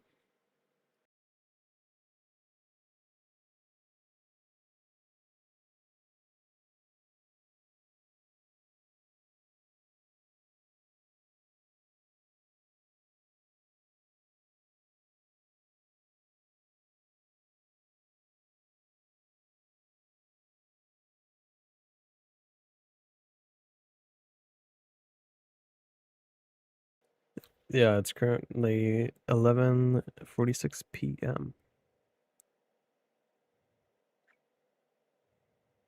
I just got a notification saying my phone's about to go into bed mode.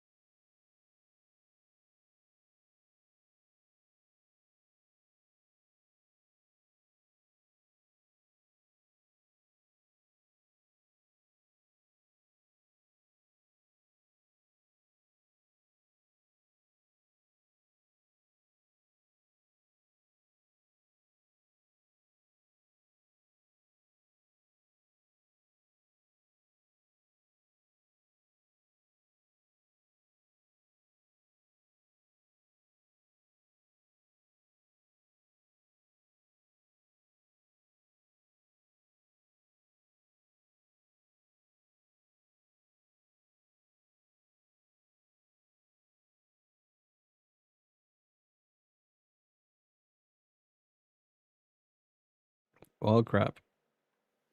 How do I fix this? That is a question.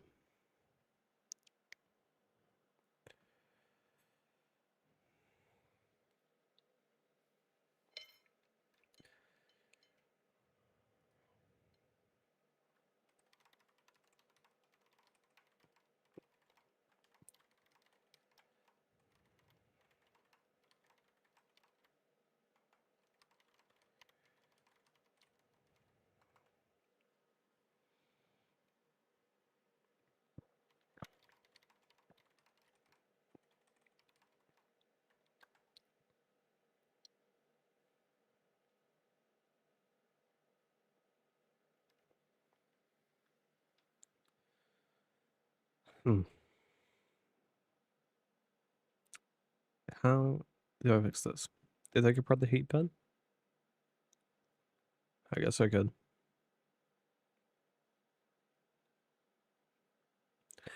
I guess I have to.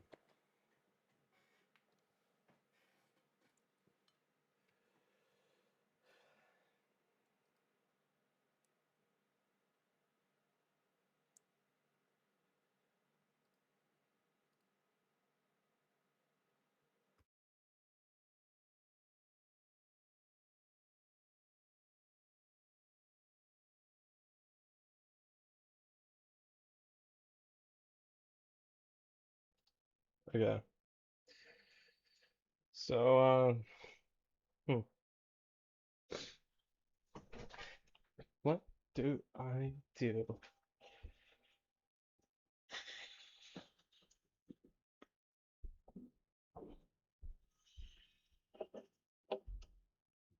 I have no idea.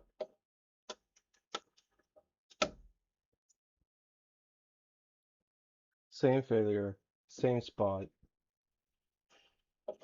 different speeds.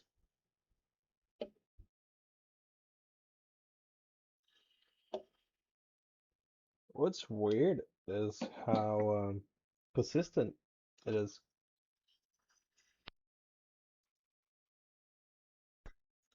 Like you'd think it'd be like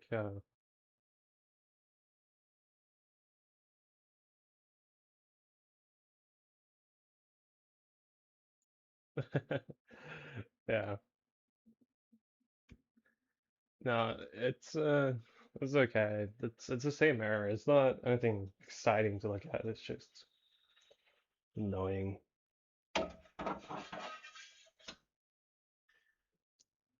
But that's fine.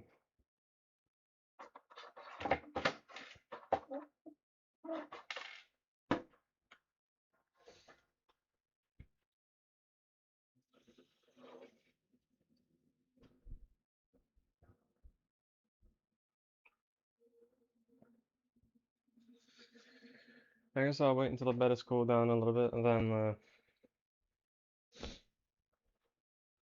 take it apart. Which means I have to take apart the bed wiring. I don't wanna. Let's go. This is the right screw type.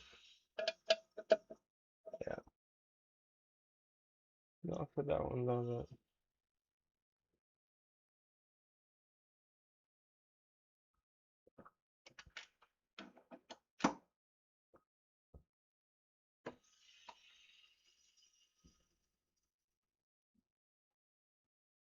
What could it be?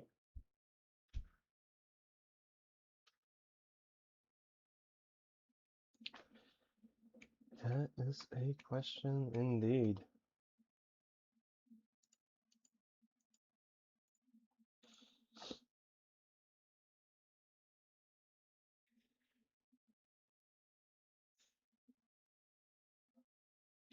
I just don't get it.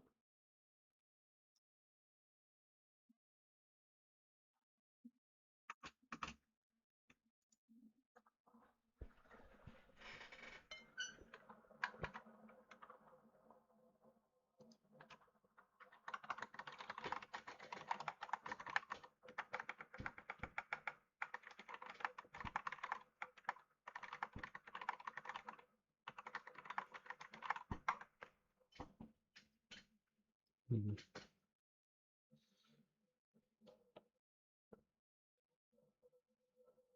It doesn't make sense though, because if it was the heat bed, it would have shown up on all the prints before this. I mean, it looks even, from what I can tell. No.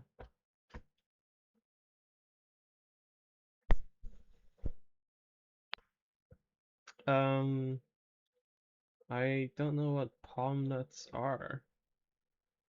Um, my bed is level, and it's self-leveling too, so I don't see how it could have meshed up, because it levels itself, doesn't it?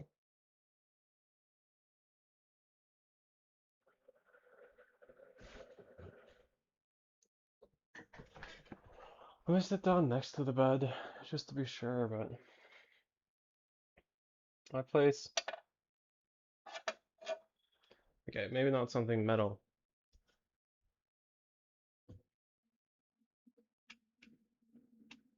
Let me turn on the cam again. If I just had something round that would roll.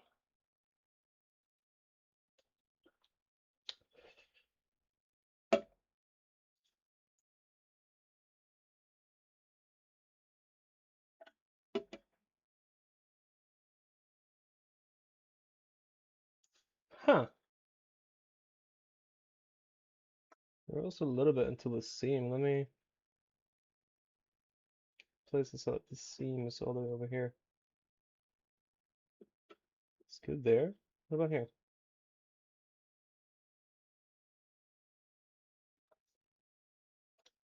Huh.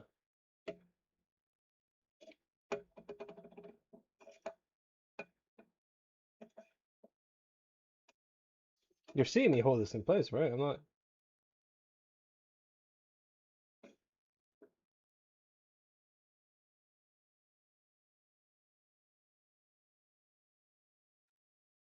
This is supposed to be concave like that? I don't think so.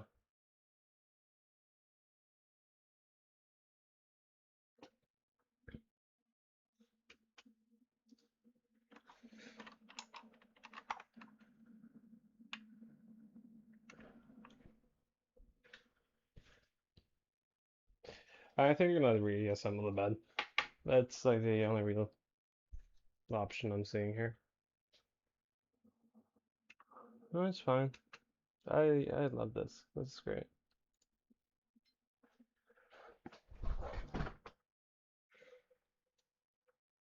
Uh, I mean, I could run that real quick. Uh, I don't mind, but I've already run it like many times before. Let's see, where did the print plate go? There it is.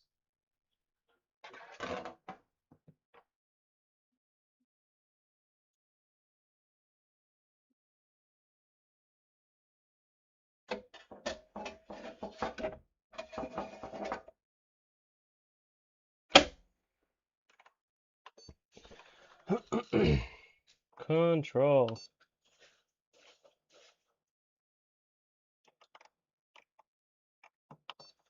Calibration. Z alignment.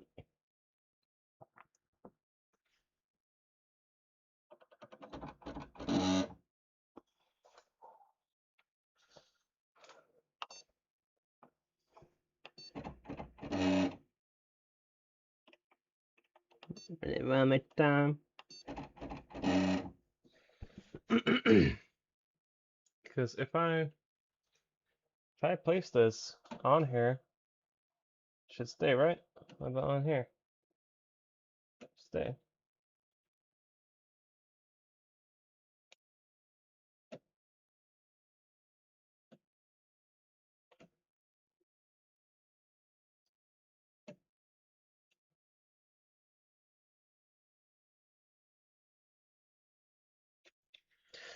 I don't know.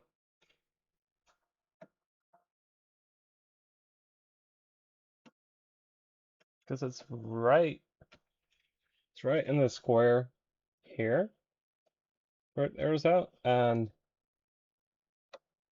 over here, and one time over here. So it's like,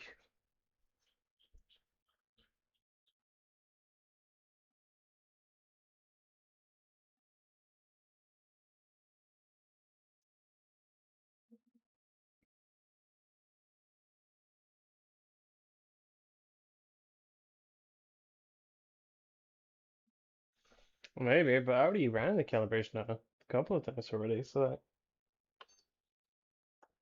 maybe I somehow managed to bend the rod or something? I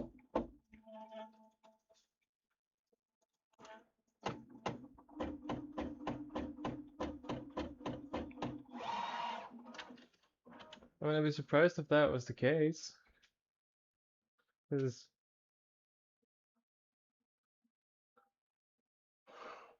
I ran this calibration so many times already.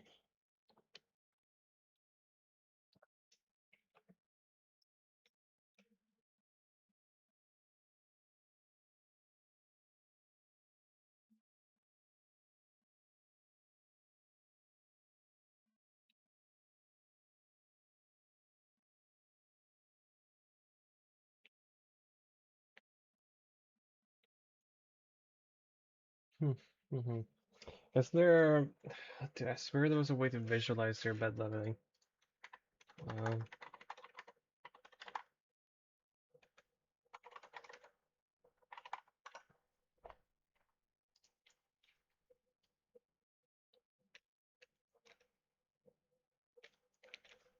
it's an Octoprint thing.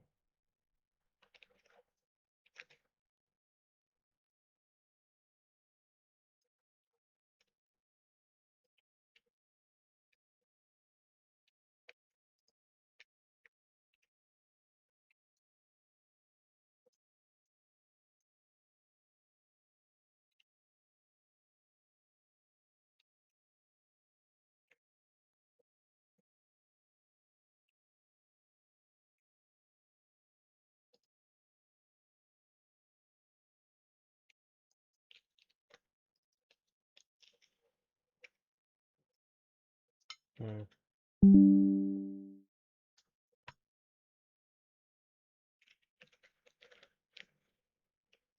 Not a bad idea. I'm probably gonna head off. I'm not going to.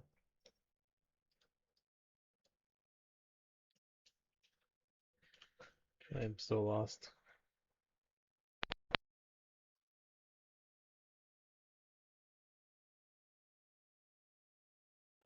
Not much you can do though.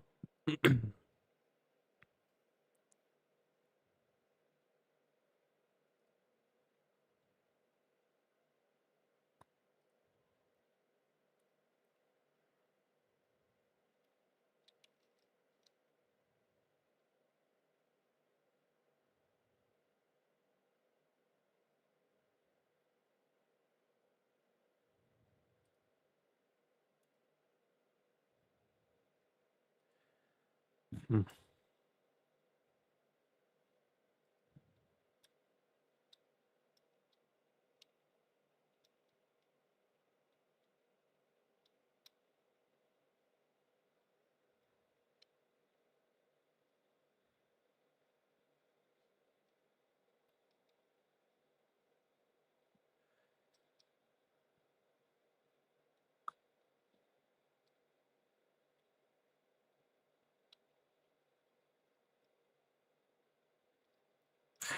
Yeah, probably not a bad deal.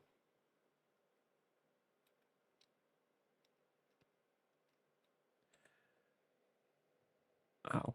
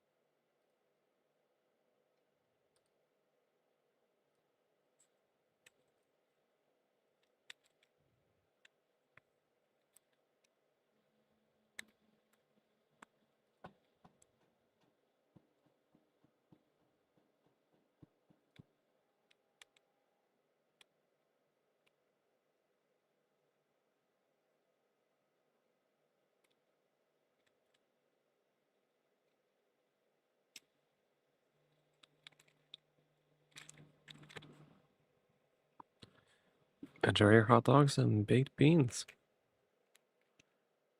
I'll still be here, scratching my head.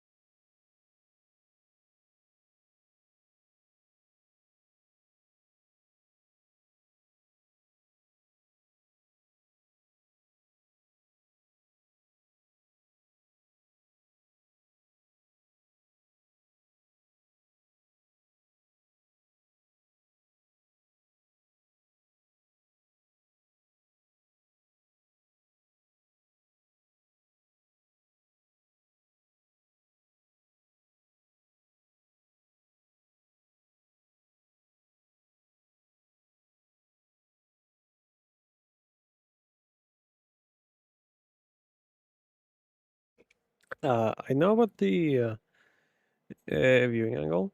Uh, one of the prints I've tried the printing like 5 times now. Is that?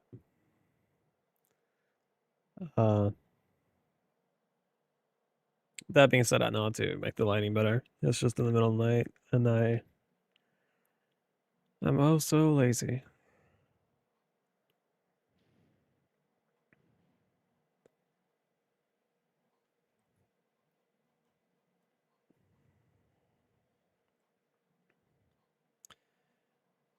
I am trying to inspect the files and see if I can find anything that makes sense as to why it would do the things it's doing. But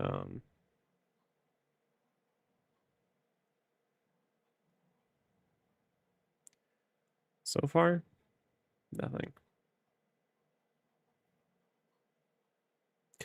I think I could probably get away with printing it, using the reduced speed version. It doesn't look great, but it'll be functional and it's gonna be hidden in a way, so that's fine.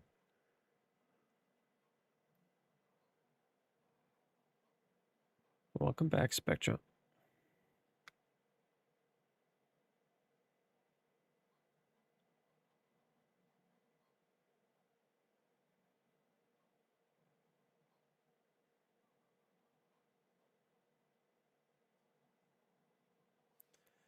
just noticed I'm not actually viewing the live chat.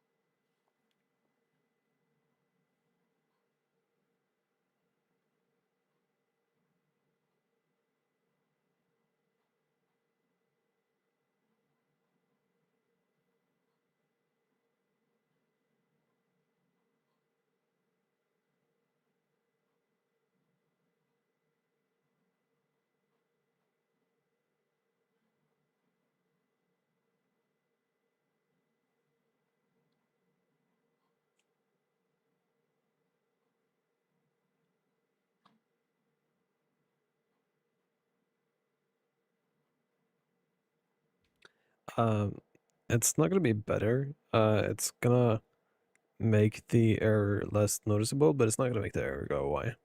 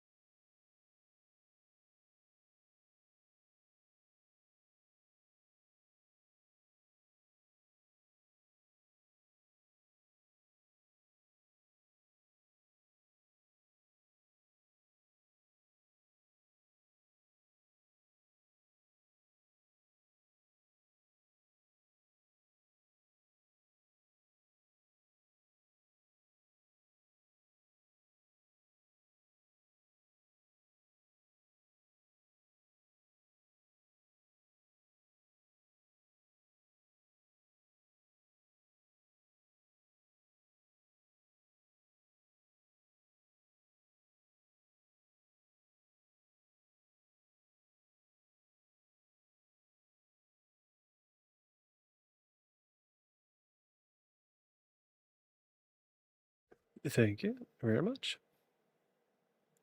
Have a good day.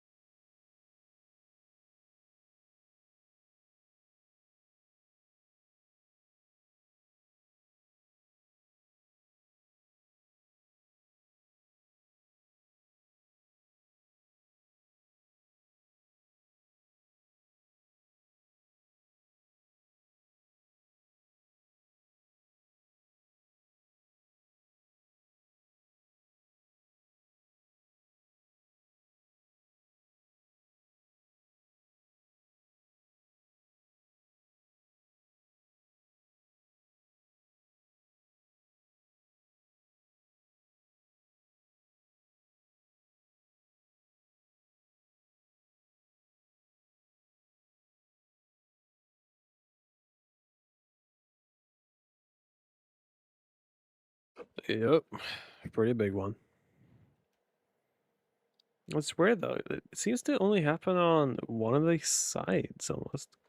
Hey Google, turn on lights. Like, it's happening at the hall line on the benchy. Exact same time.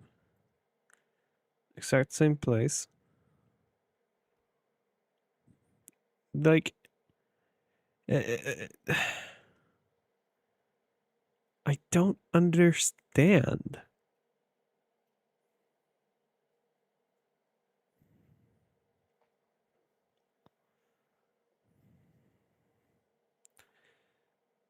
But it sounds like the printer is like hiccuping, right?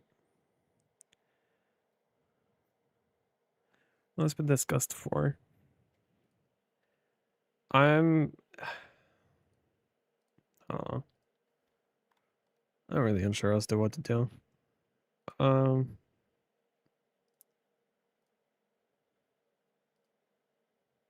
let's see. Pull up a picture of the print so we can take a look at it. If we see here, we see that while the print technically passed big layer shift here, which is the first time I hear it. Then another one here. And if we look at the other benchy that failed, you'll see something really interesting. How is it so consistent? I don't understand. Like how is it getting it down to the T? Looking at it. I don't get it.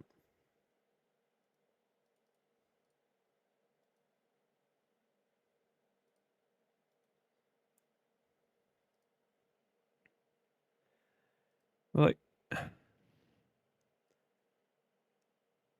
genuinely, like the exact same layer, same shift. Here, if we take a little, let me pull it up again. 1 second. Take a little look here as to when the issue starts. Exact same. Uh, default. I don't know. But I don't think it's a Z-op. It's like from the video footage. I just clicked the wrong button. Oopsie. I can see exactly. What do you think I've done? Huh? Let's see. What does Claude say?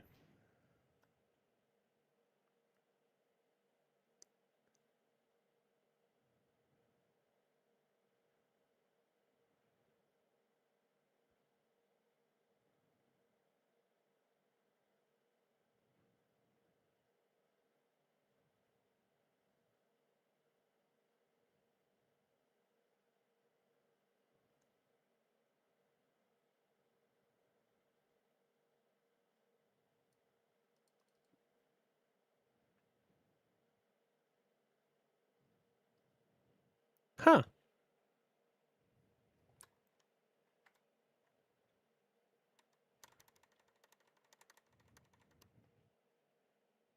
It's okay, this is a little bit too big, but the interesting thing it's saying here is that Claude, yeah, that's Anthropic's AI model.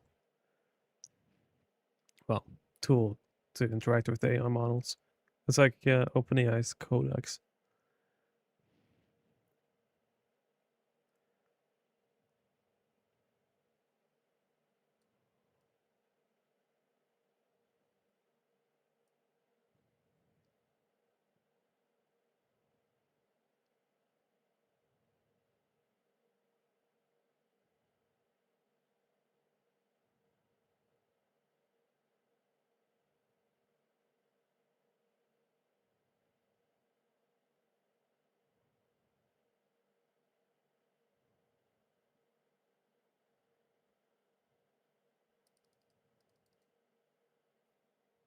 Interesting. You know what? I'm down to try it. Why not? Let's see. Add a preset here.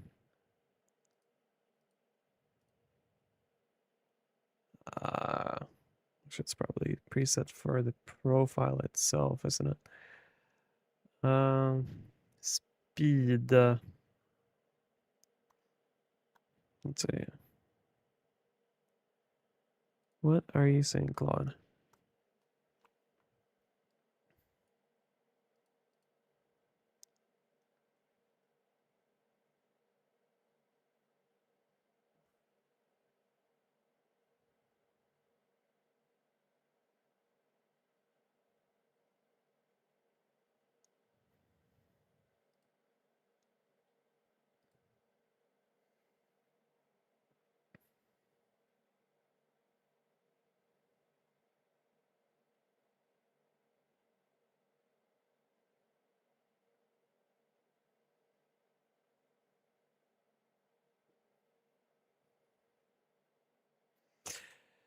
Let me look something up real quick.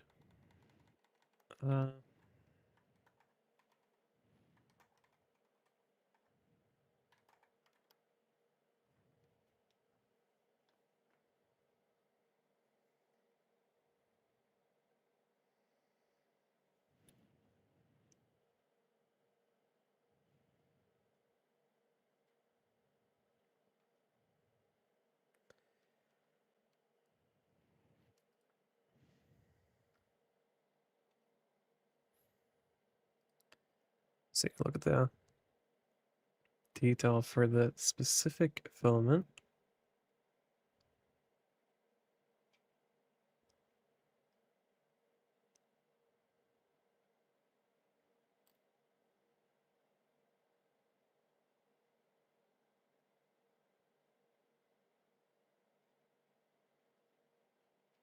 Do you have a spec sheet at all here?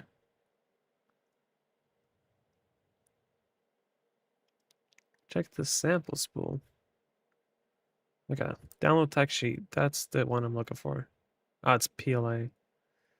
Ugh, not the one I meant. Filament. PETG.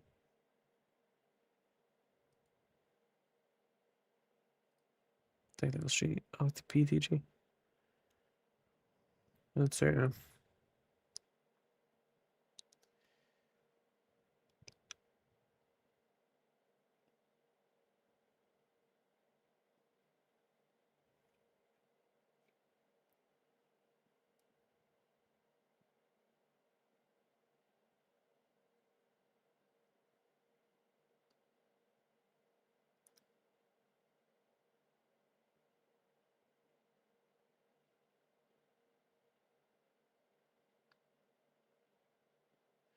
Um, I'm fine with printing through them.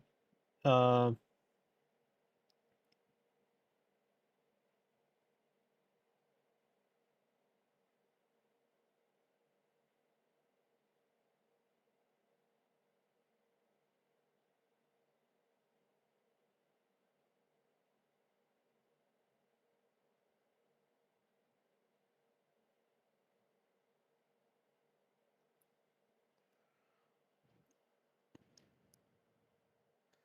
I just want to see print speed up to 200.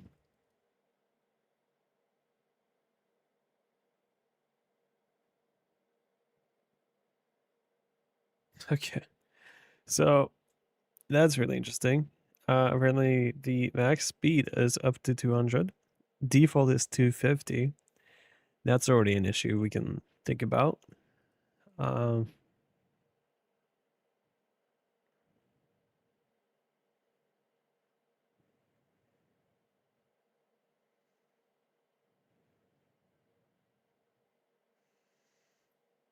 hmm.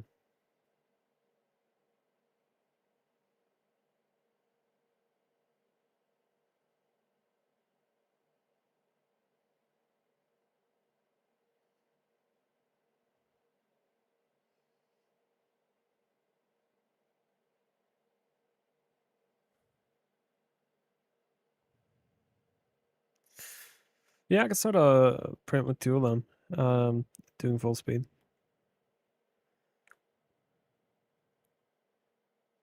Well, actually, it causes the tool head to lose its position. So even if just the one fails, it's going to fail again, no matter what.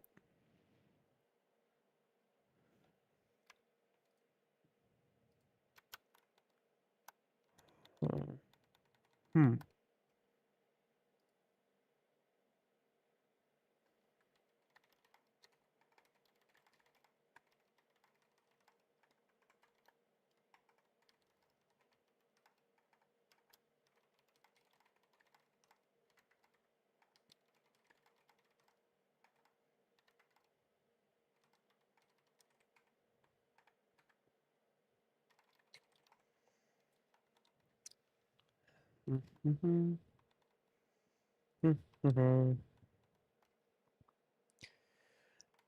But I do think the LLM is actually onto something.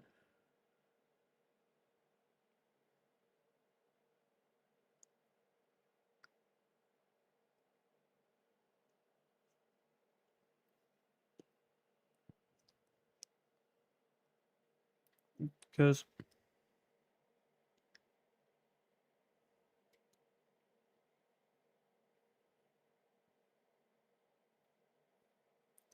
it's only where the thin walls are that it's happening.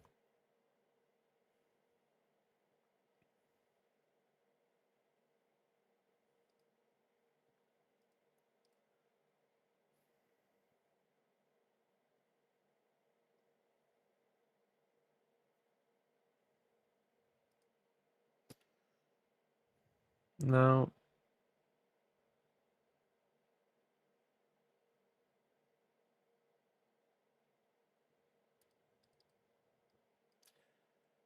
if I set the max volumetric speed to a safe value,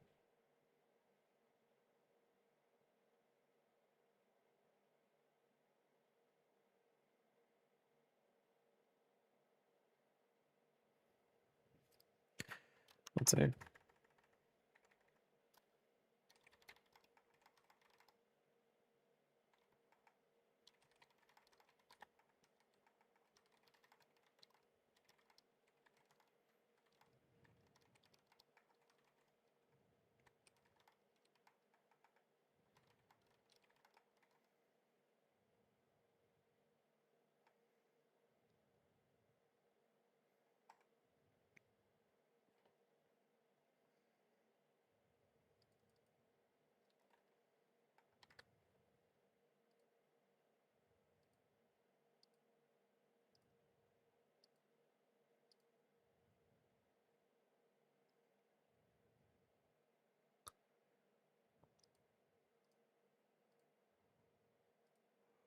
say,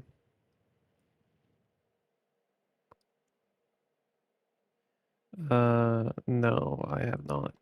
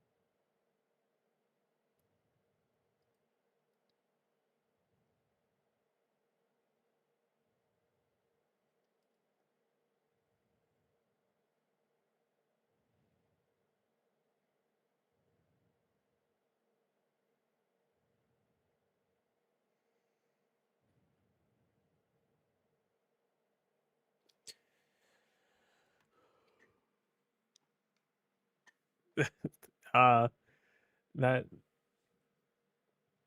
Well, that is that an idea? No. Um, the printer shouldn't be like this to begin with.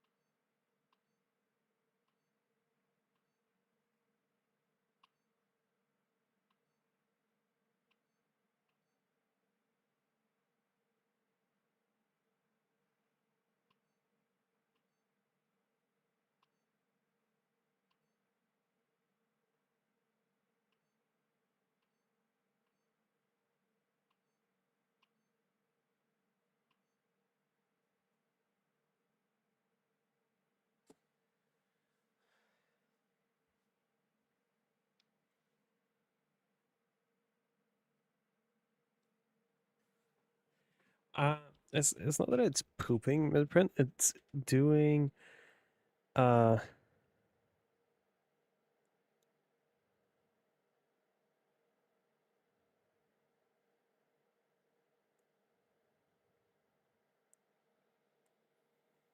um it what it sounds like it's running it at the max value it can, and the printer toolhead is not being good with it.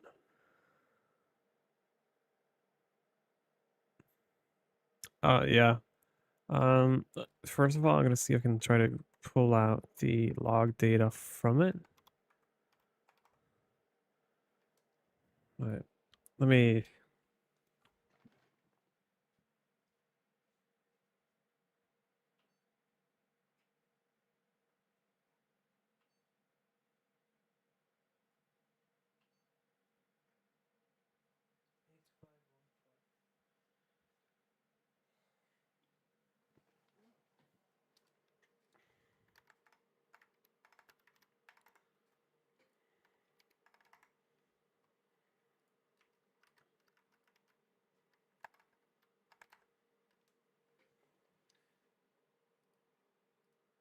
Hopefully. Uh,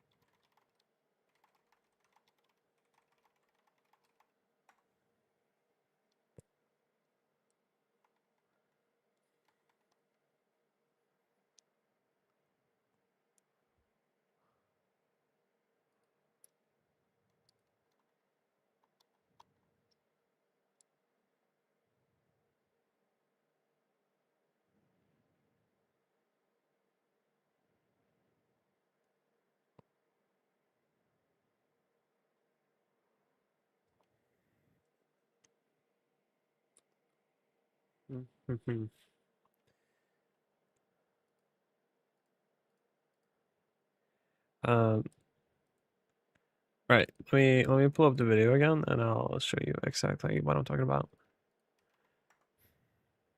Let's see. Ba-da-bing, ba-da-bum. If you listen to this, right? I'm gonna take a really long, hard look. The maximal metric flow is the what was it? Like around 20. And that's the same speed. Yes, I was with this board for 8 hours yesterday. But you hear that, right? It deposits a big blob.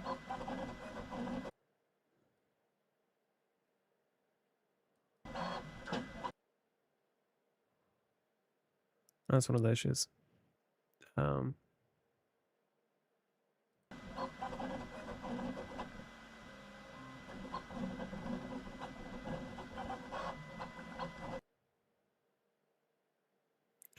so it sounds like it's straight up hitting its max flow rate, maybe.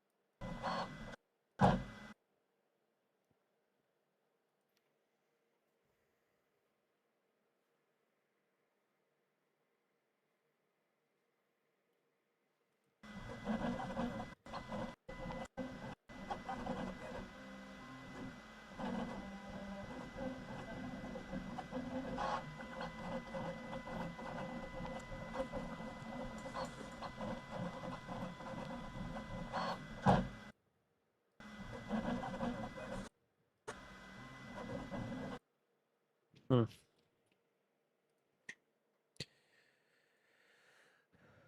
I think I'm gonna run it again and track all the metrics from it. So I can see exactly the values and the G code and so on when it fails.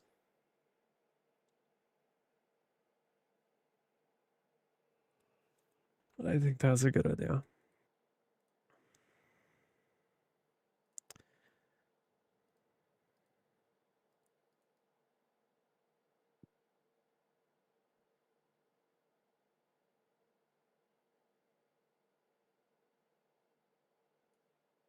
The bad tension is fine.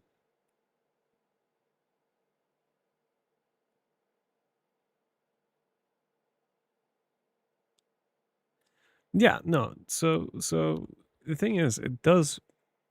If I run the structural profile I copied, uh,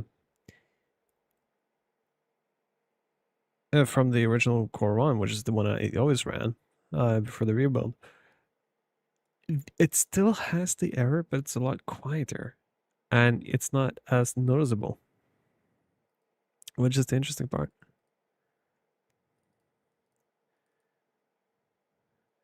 Because if we take a little gander at this, this was the result of it happening last time. There's a little layer shift again, but it's not as bad.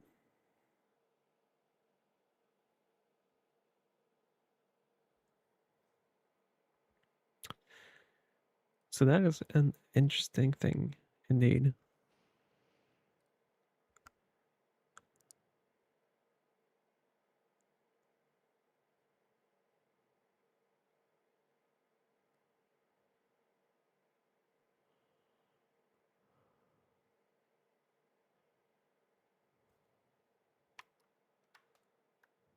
I just gotta figure out how to set up the metrics properly, and then I'll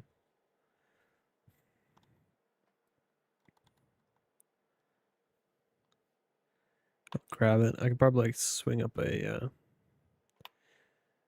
syslog server or something like that.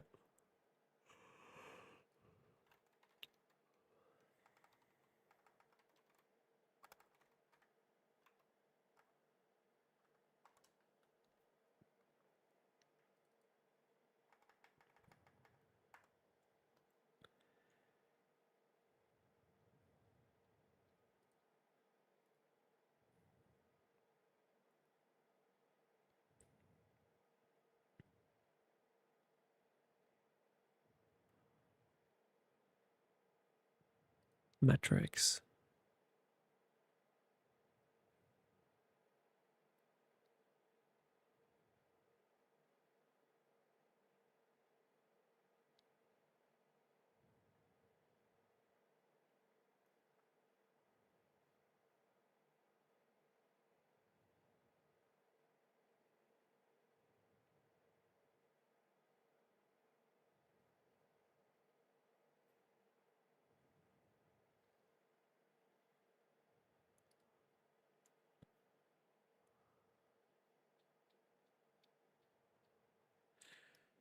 Okay, that's it.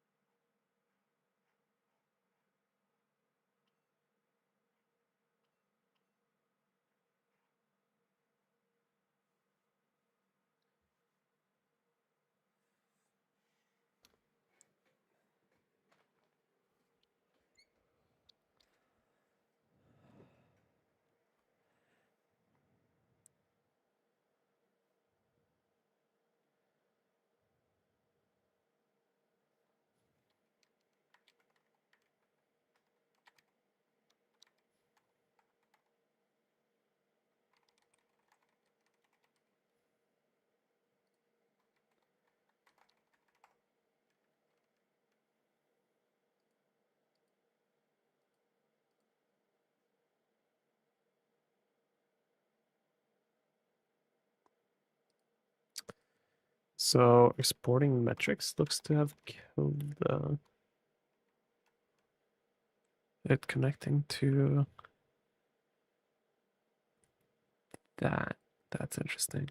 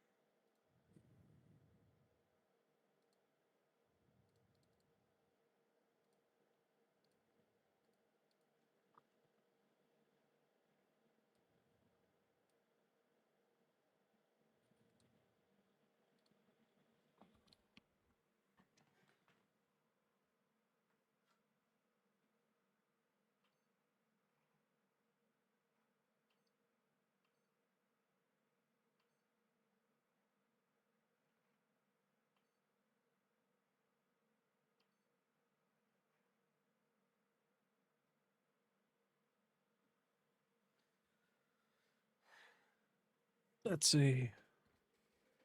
Let me just enable the.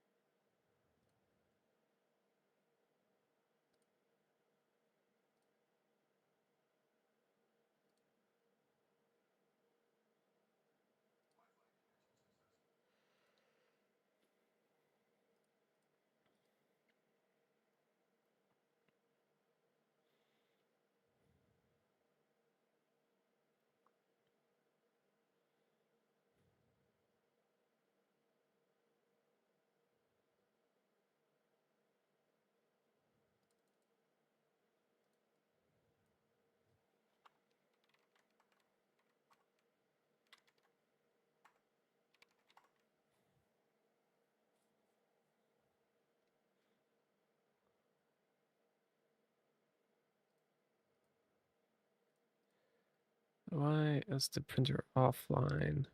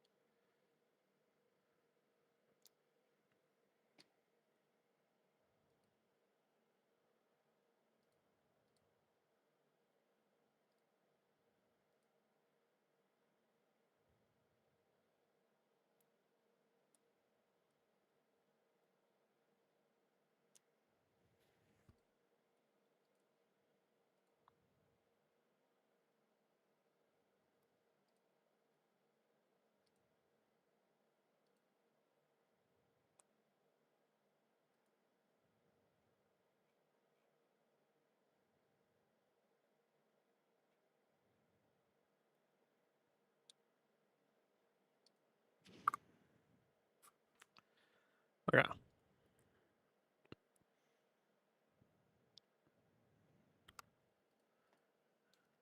What's my usage looking like?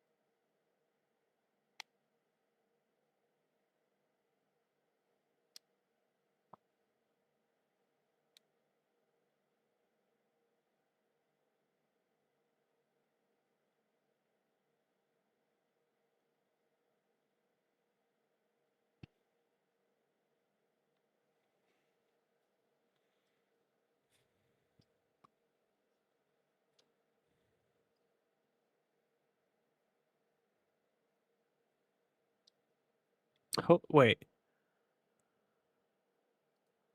Did it?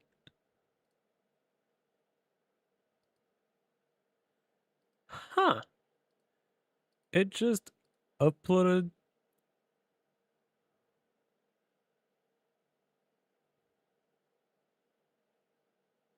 Reboot the printer.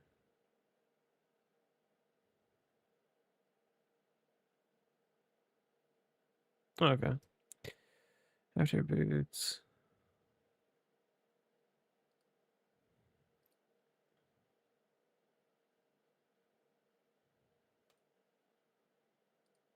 Confirm.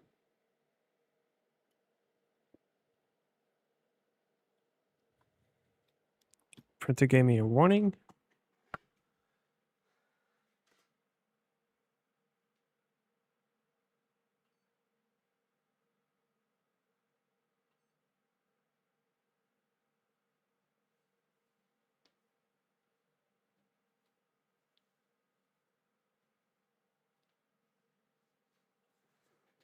metrics have been turned on.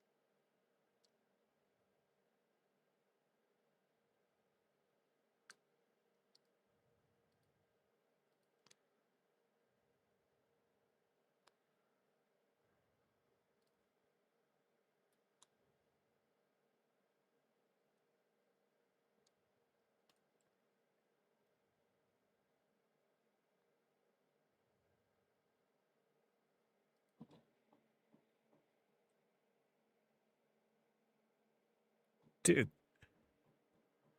Okay. This might work.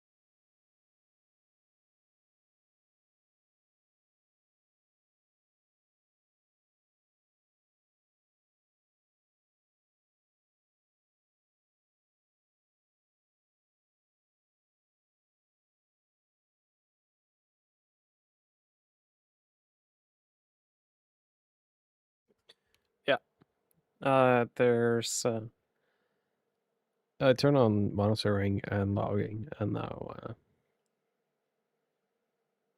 I'm just waiting for the printer to start printing. It takes like 10 minutes to get the ball rolling.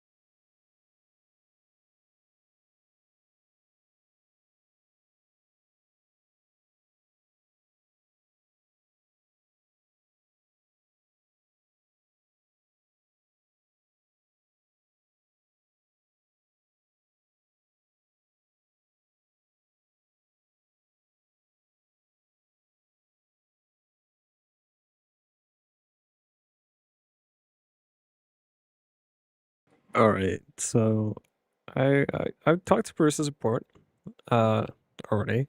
I spent 8 hours on the live chat with them until they gave up. So they had to discuss internally before they forward the issue to Bondtech. I'm gonna triple check that the failure is not happening at the exact same height across the prints, because I've tried with two different models. There's a third model where I don't get this issue, which is the strange part. It happens on the Benchy and there's like camera lid, but it does not happen on the planetary gearing text model. And I have so many prints with failures in them now that it's just so strange. The original failure happened during one of my torture tests, where I was running 6 benches in one with a tool swap in between each benchy, and I was printing them in all at once, not in sequence. And during that print, around 4 hours in, at the spot this print died, well, slightly below it. My bad. I did not mean to scare you. I've been here the entire time. I've been watching the printer, but point being, the failure happens at the exact same place, exact same time, and across 2 different models, across several different locations on the bed. Well, I only tested 2 locations so far, so I gotta test the third one. The bed seems level. I'm gonna check the screws,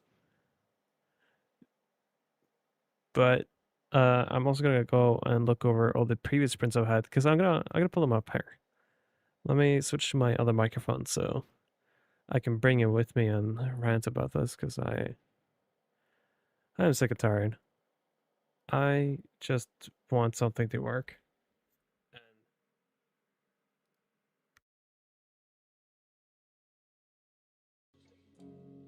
And oh wait, am I streaming my music? Okay, there you go. So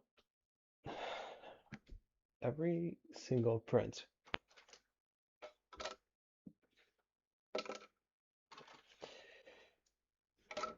there's a couple.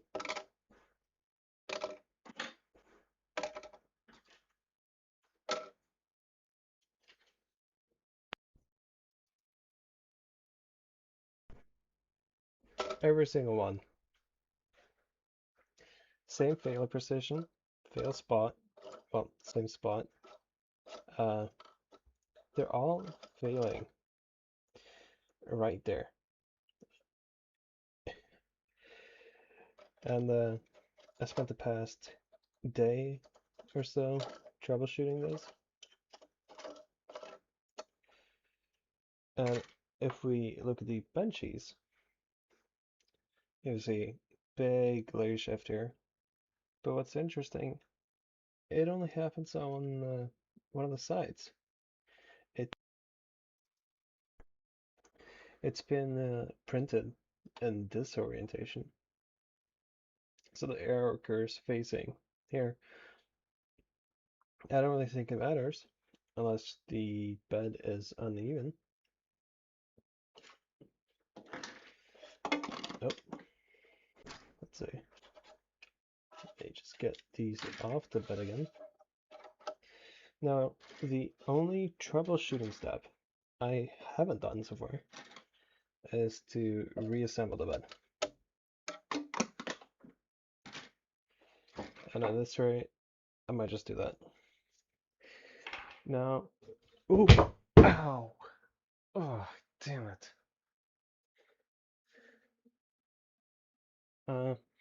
It's a layer shift, but the shift happens when the extruder has the issue.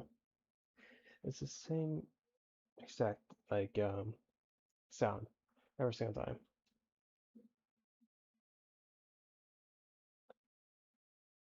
You think so? I mean, you'd think Prusa support would like catch that and the chat I have with them.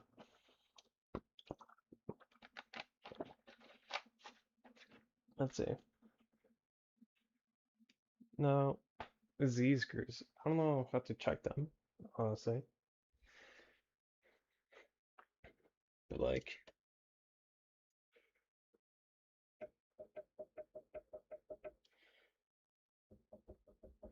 the only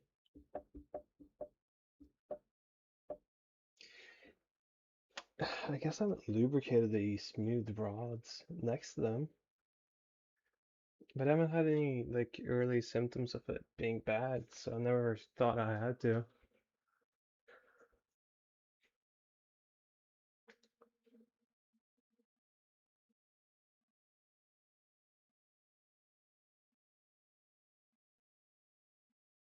Um,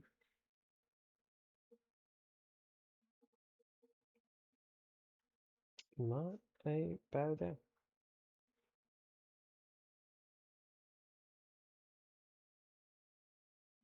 Hmm. Right. I was supposed to compare them against the Banshee. Uh, Sorry. So I'm just taking a print out of the piler. This one, that's the error right here. And if I place both of these down, the shift is happening a lot lower than where the failure was happening. What's strange is though, I was printing fine with this for quite a while.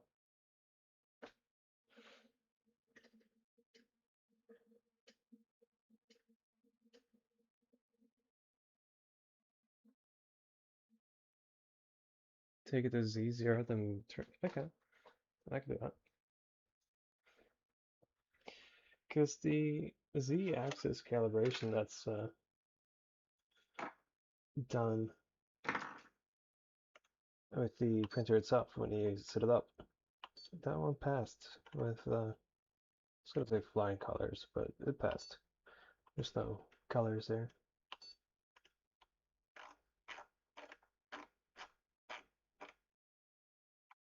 Z0.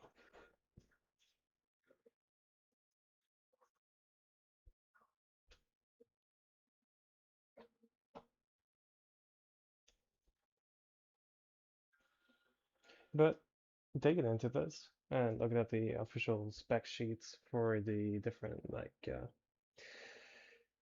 things about the printer, I I see that the default profile that comes with it is twice the speed of the recommended specs for the PETG according to the spec sheet.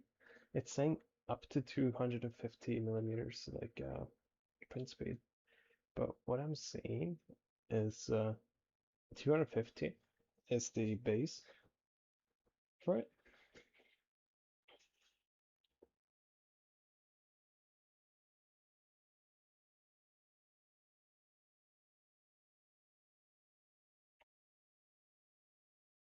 So, 1, 2.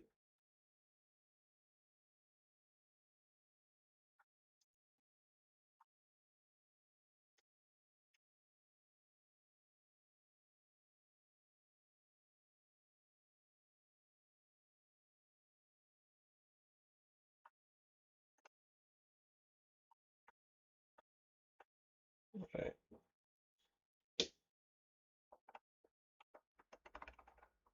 Breathe and listen there. Let me sit down and shove my head inside the printer.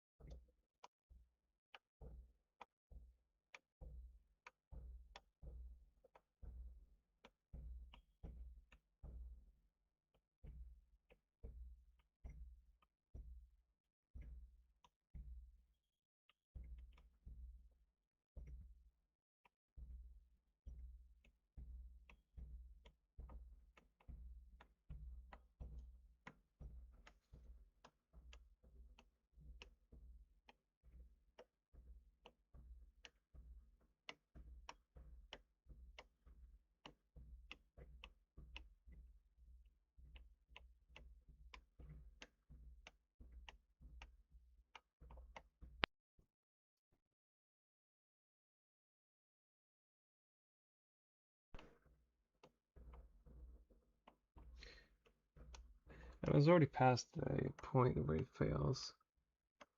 I'm not hearing any weird sounds coming from it.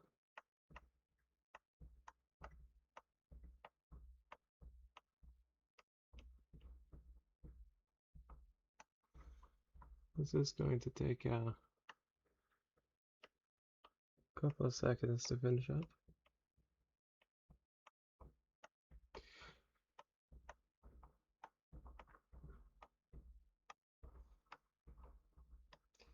I did push a little bit on the z-axis rods when I was building it.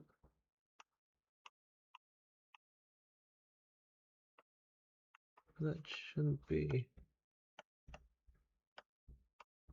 that bad, as far as I know.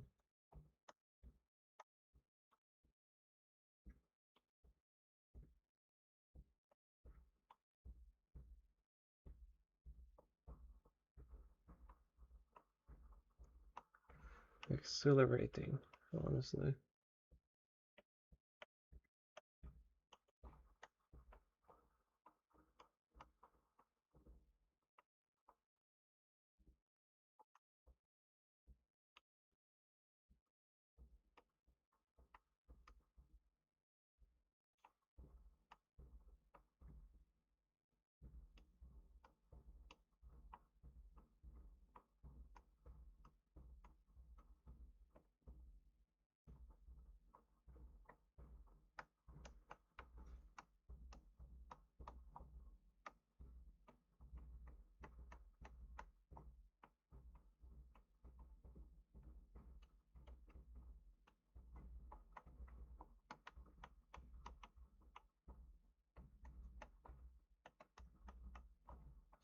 Yeah, I'm not hearing any bad sounds from it.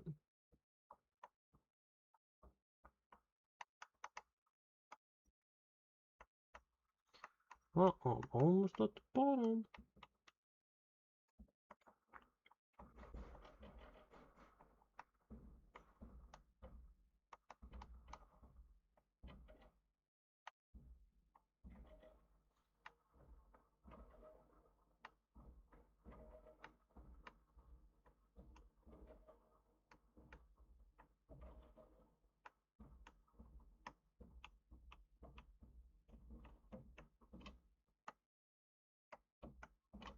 Goes all the way to the bottom. I mean,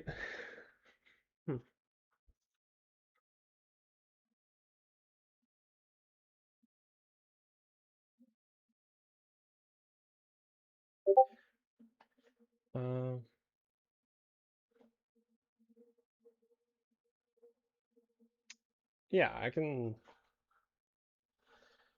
put it close to the camera. I have so many pictures of this. I mean, first of all, yeah, actually, I'm gonna turn on the ceiling light, so it's gonna be better. Let's see. The stream also has quite the delay on it. There's nothing I can do. It's just the way YouTube is. But if you look here,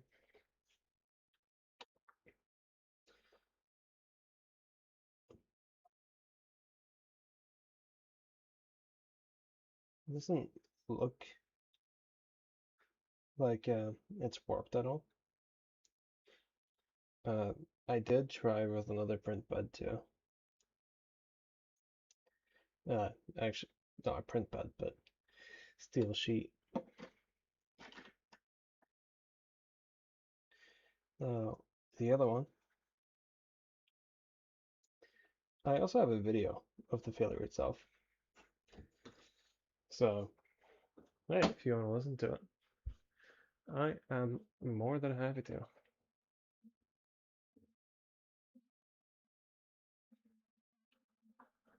I mean, that is if it's the model. And the print fails on the overhang part. Which makes it somewhat difficult to recreate in that sense. Uh,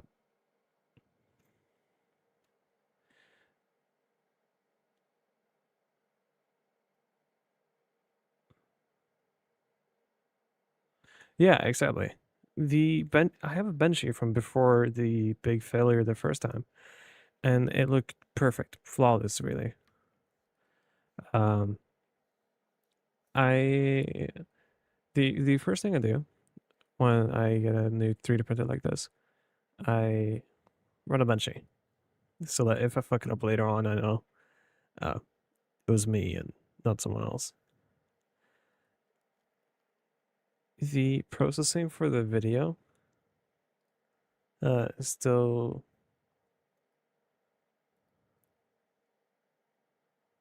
being processed.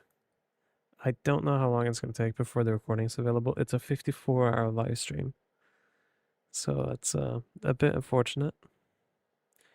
That being said, I will pull up a video of the print failing, which I caught for Prusa support. They're honestly like really nice people. Let's see. Last night, so 24 hours ago, I was on a call with them.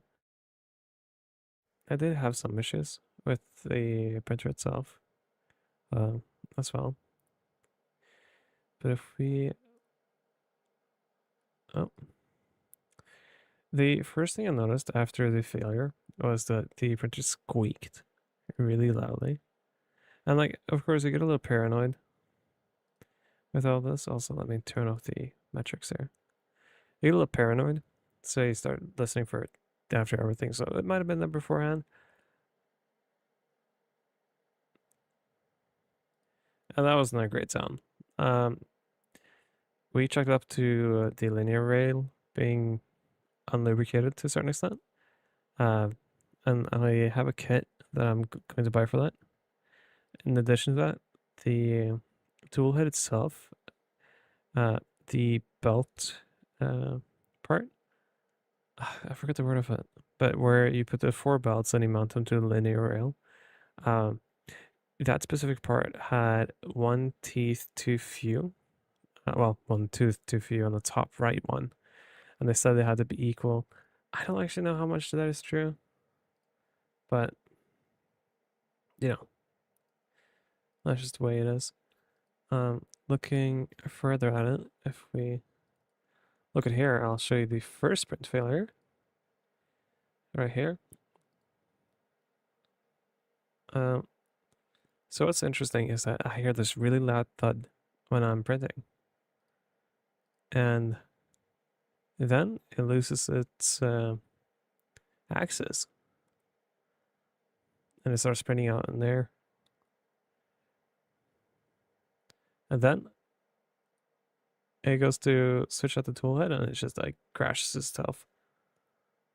And this is when it lets it crash itself and starts homing itself again.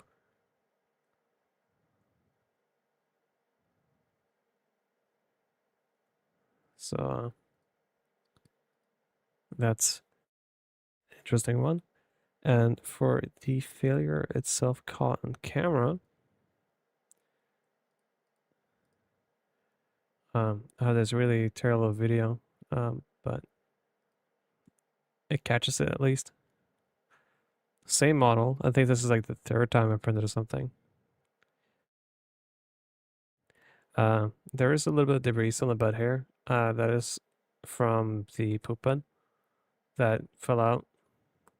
It didn't affect the print quality at all though.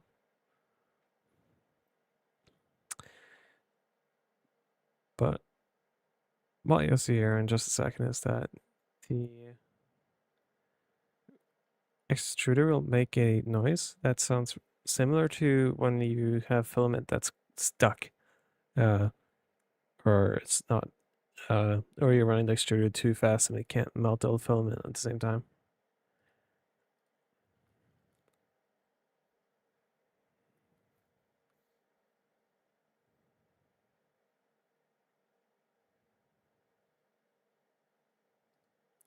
I don't know if you caught that. It's a little bit quiet. I just realized there's no sound. Oh yeah, daddy-o. What are you doing? Okay, my bad. So let me just quickly run over it again, because it's kind of important for context. This is the sound that we fixed.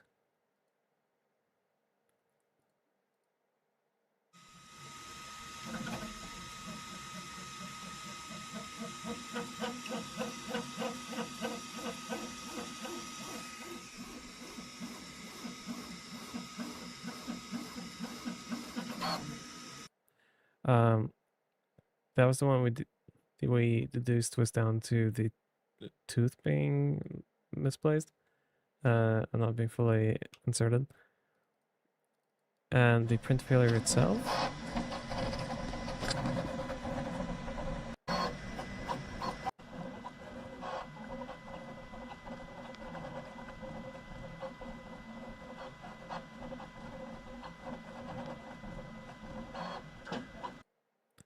So if you look here, you can see that it shoved out a really big blob right there. And this is when it starts failing, but it's not failed yet.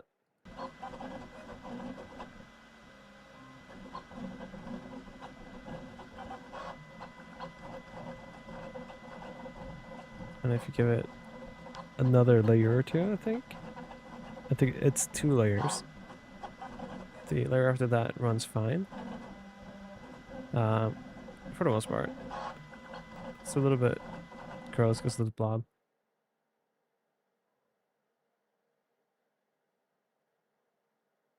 Yeah, exactly. And that's the first thing I thought about. But you know, with this one, I have different tools, not different toolets, but just different tools because it's index, and different tools produce the same sound. Printing at a lower speed still gives this exact same sound, but less of a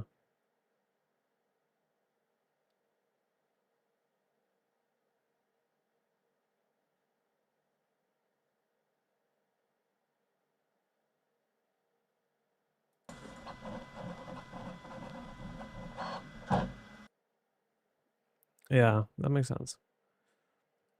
Because it happens here again. And this is when it actually fails and it loses its position. Right here.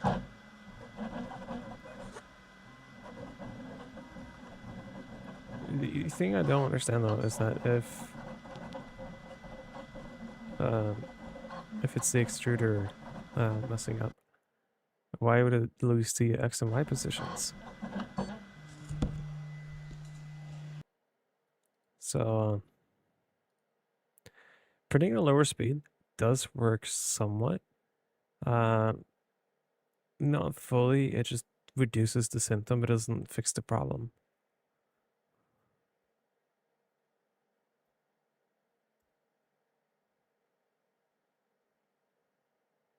But the shift happens not after the first blob. So the shift doesn't happen here when it does it the first time. It works fine right here. The issue happens right here on the second time it happens, 2 layers later. And that's where everything goes downhill.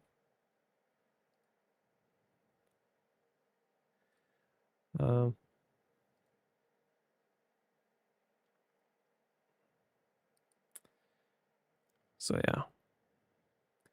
I did run some tests pulling out the load on the nozzle as well. I don't know how long you've been lurking the stream for, but when I was printing it earlier, I was pulling data from the nozzle. Oh, that's a different picture. From the nozzle, pulling load sensor data, not load cell.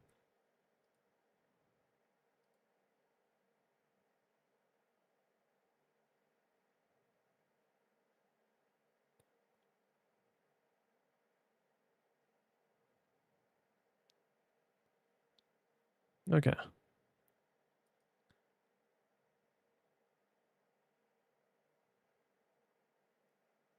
Hmm.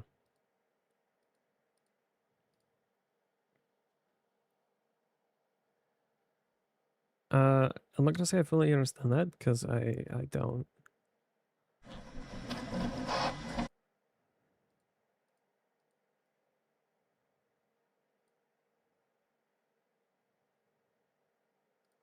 Like, I get that the extruder runs over it and that cost is an issue. What I don't understand is why that messes up the layer 2 layers later.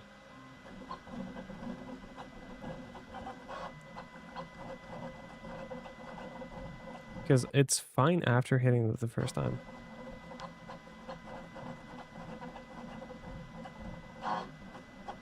Oh, wait, what?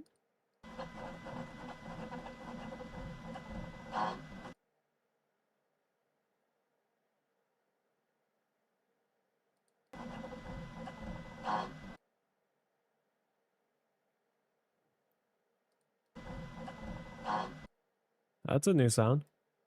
I haven't noticed that one yet.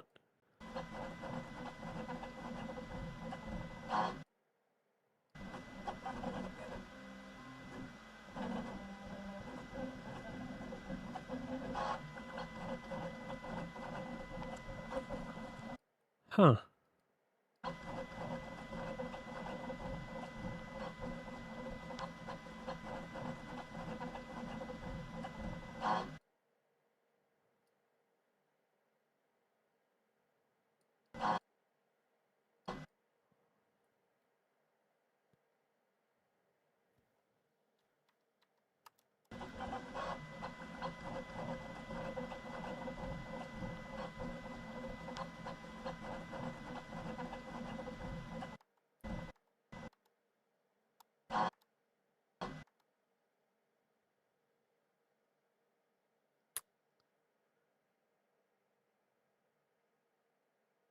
So that sounds from the bed, I think.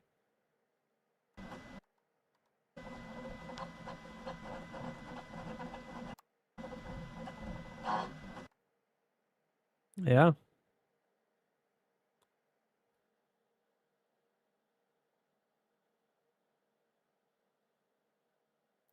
No worries. The stream is delayed anyways. It gives me some time to think about it.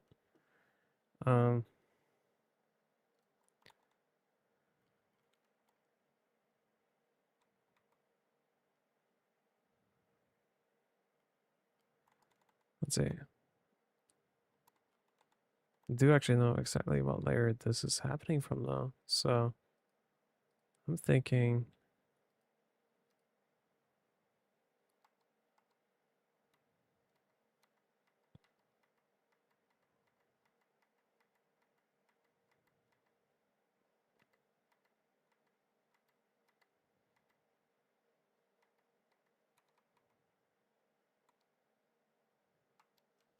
happens between 5 to 6 millimeters. Huh.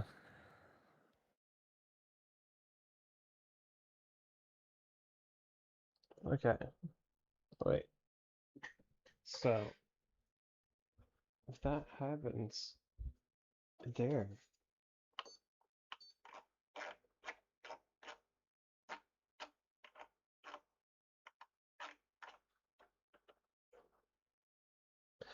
I just have to wait for the bed.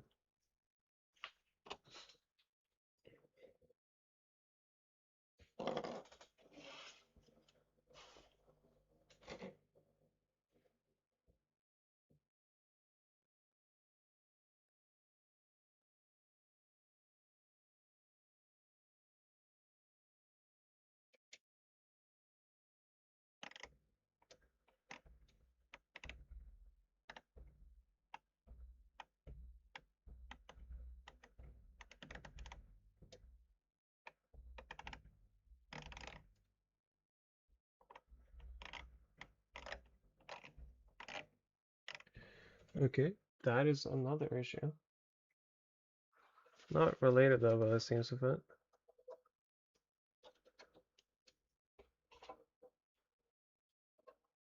Let's see. You getting grease all on my finger. Huh. I should probably make. It's behind the panel. God damn it. It is hitting the dock fan cable for a little bit, but I don't think that should be a big issue.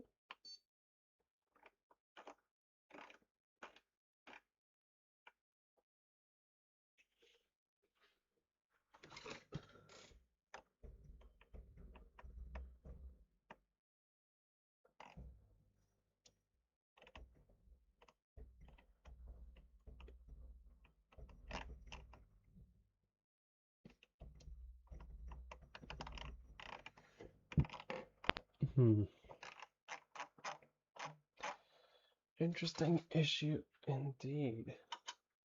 Now, if I reach down through here, should be able to pull a little bit on it.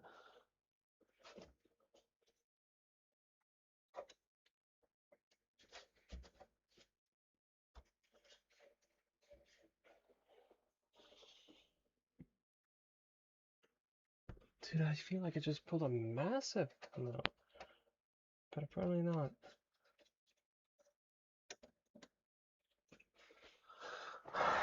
Am I actually doing a difference here?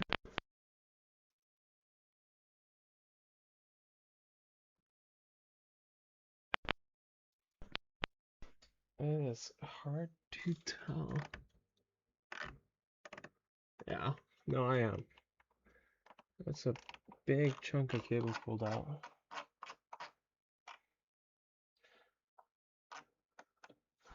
It was right around that part too. Maybe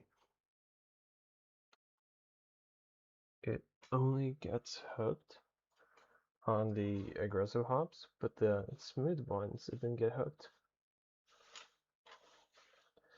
If that's the case, I'll be a little bit upset.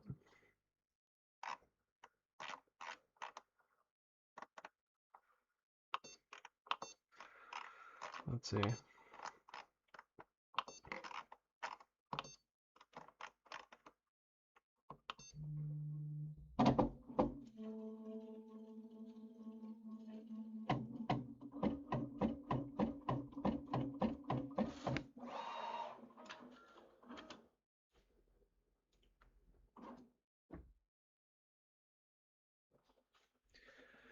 Okay.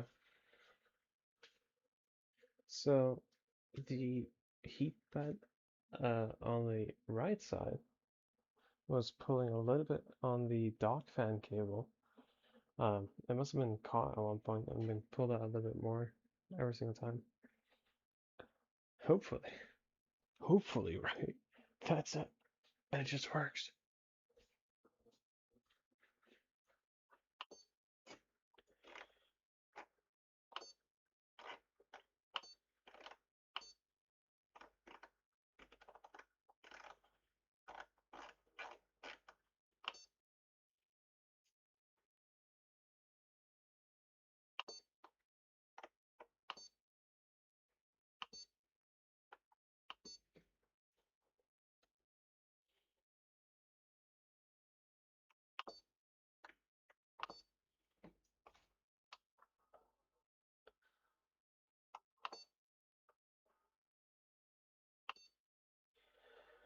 Oh, there's so many different ones with the same print now.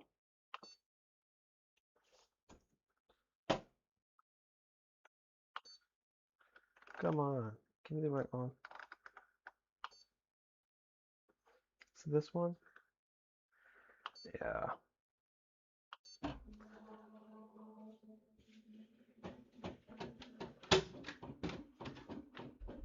So, fingers crossed. If this is it, I'll be a little bit upset. But at the same time, I'll be really happy. But I did just eyeball the measurements for how much cable I should leave over. So I'm running the 22-minute print. I will use the restroom and take a shower probably. I will be back by the time it fails.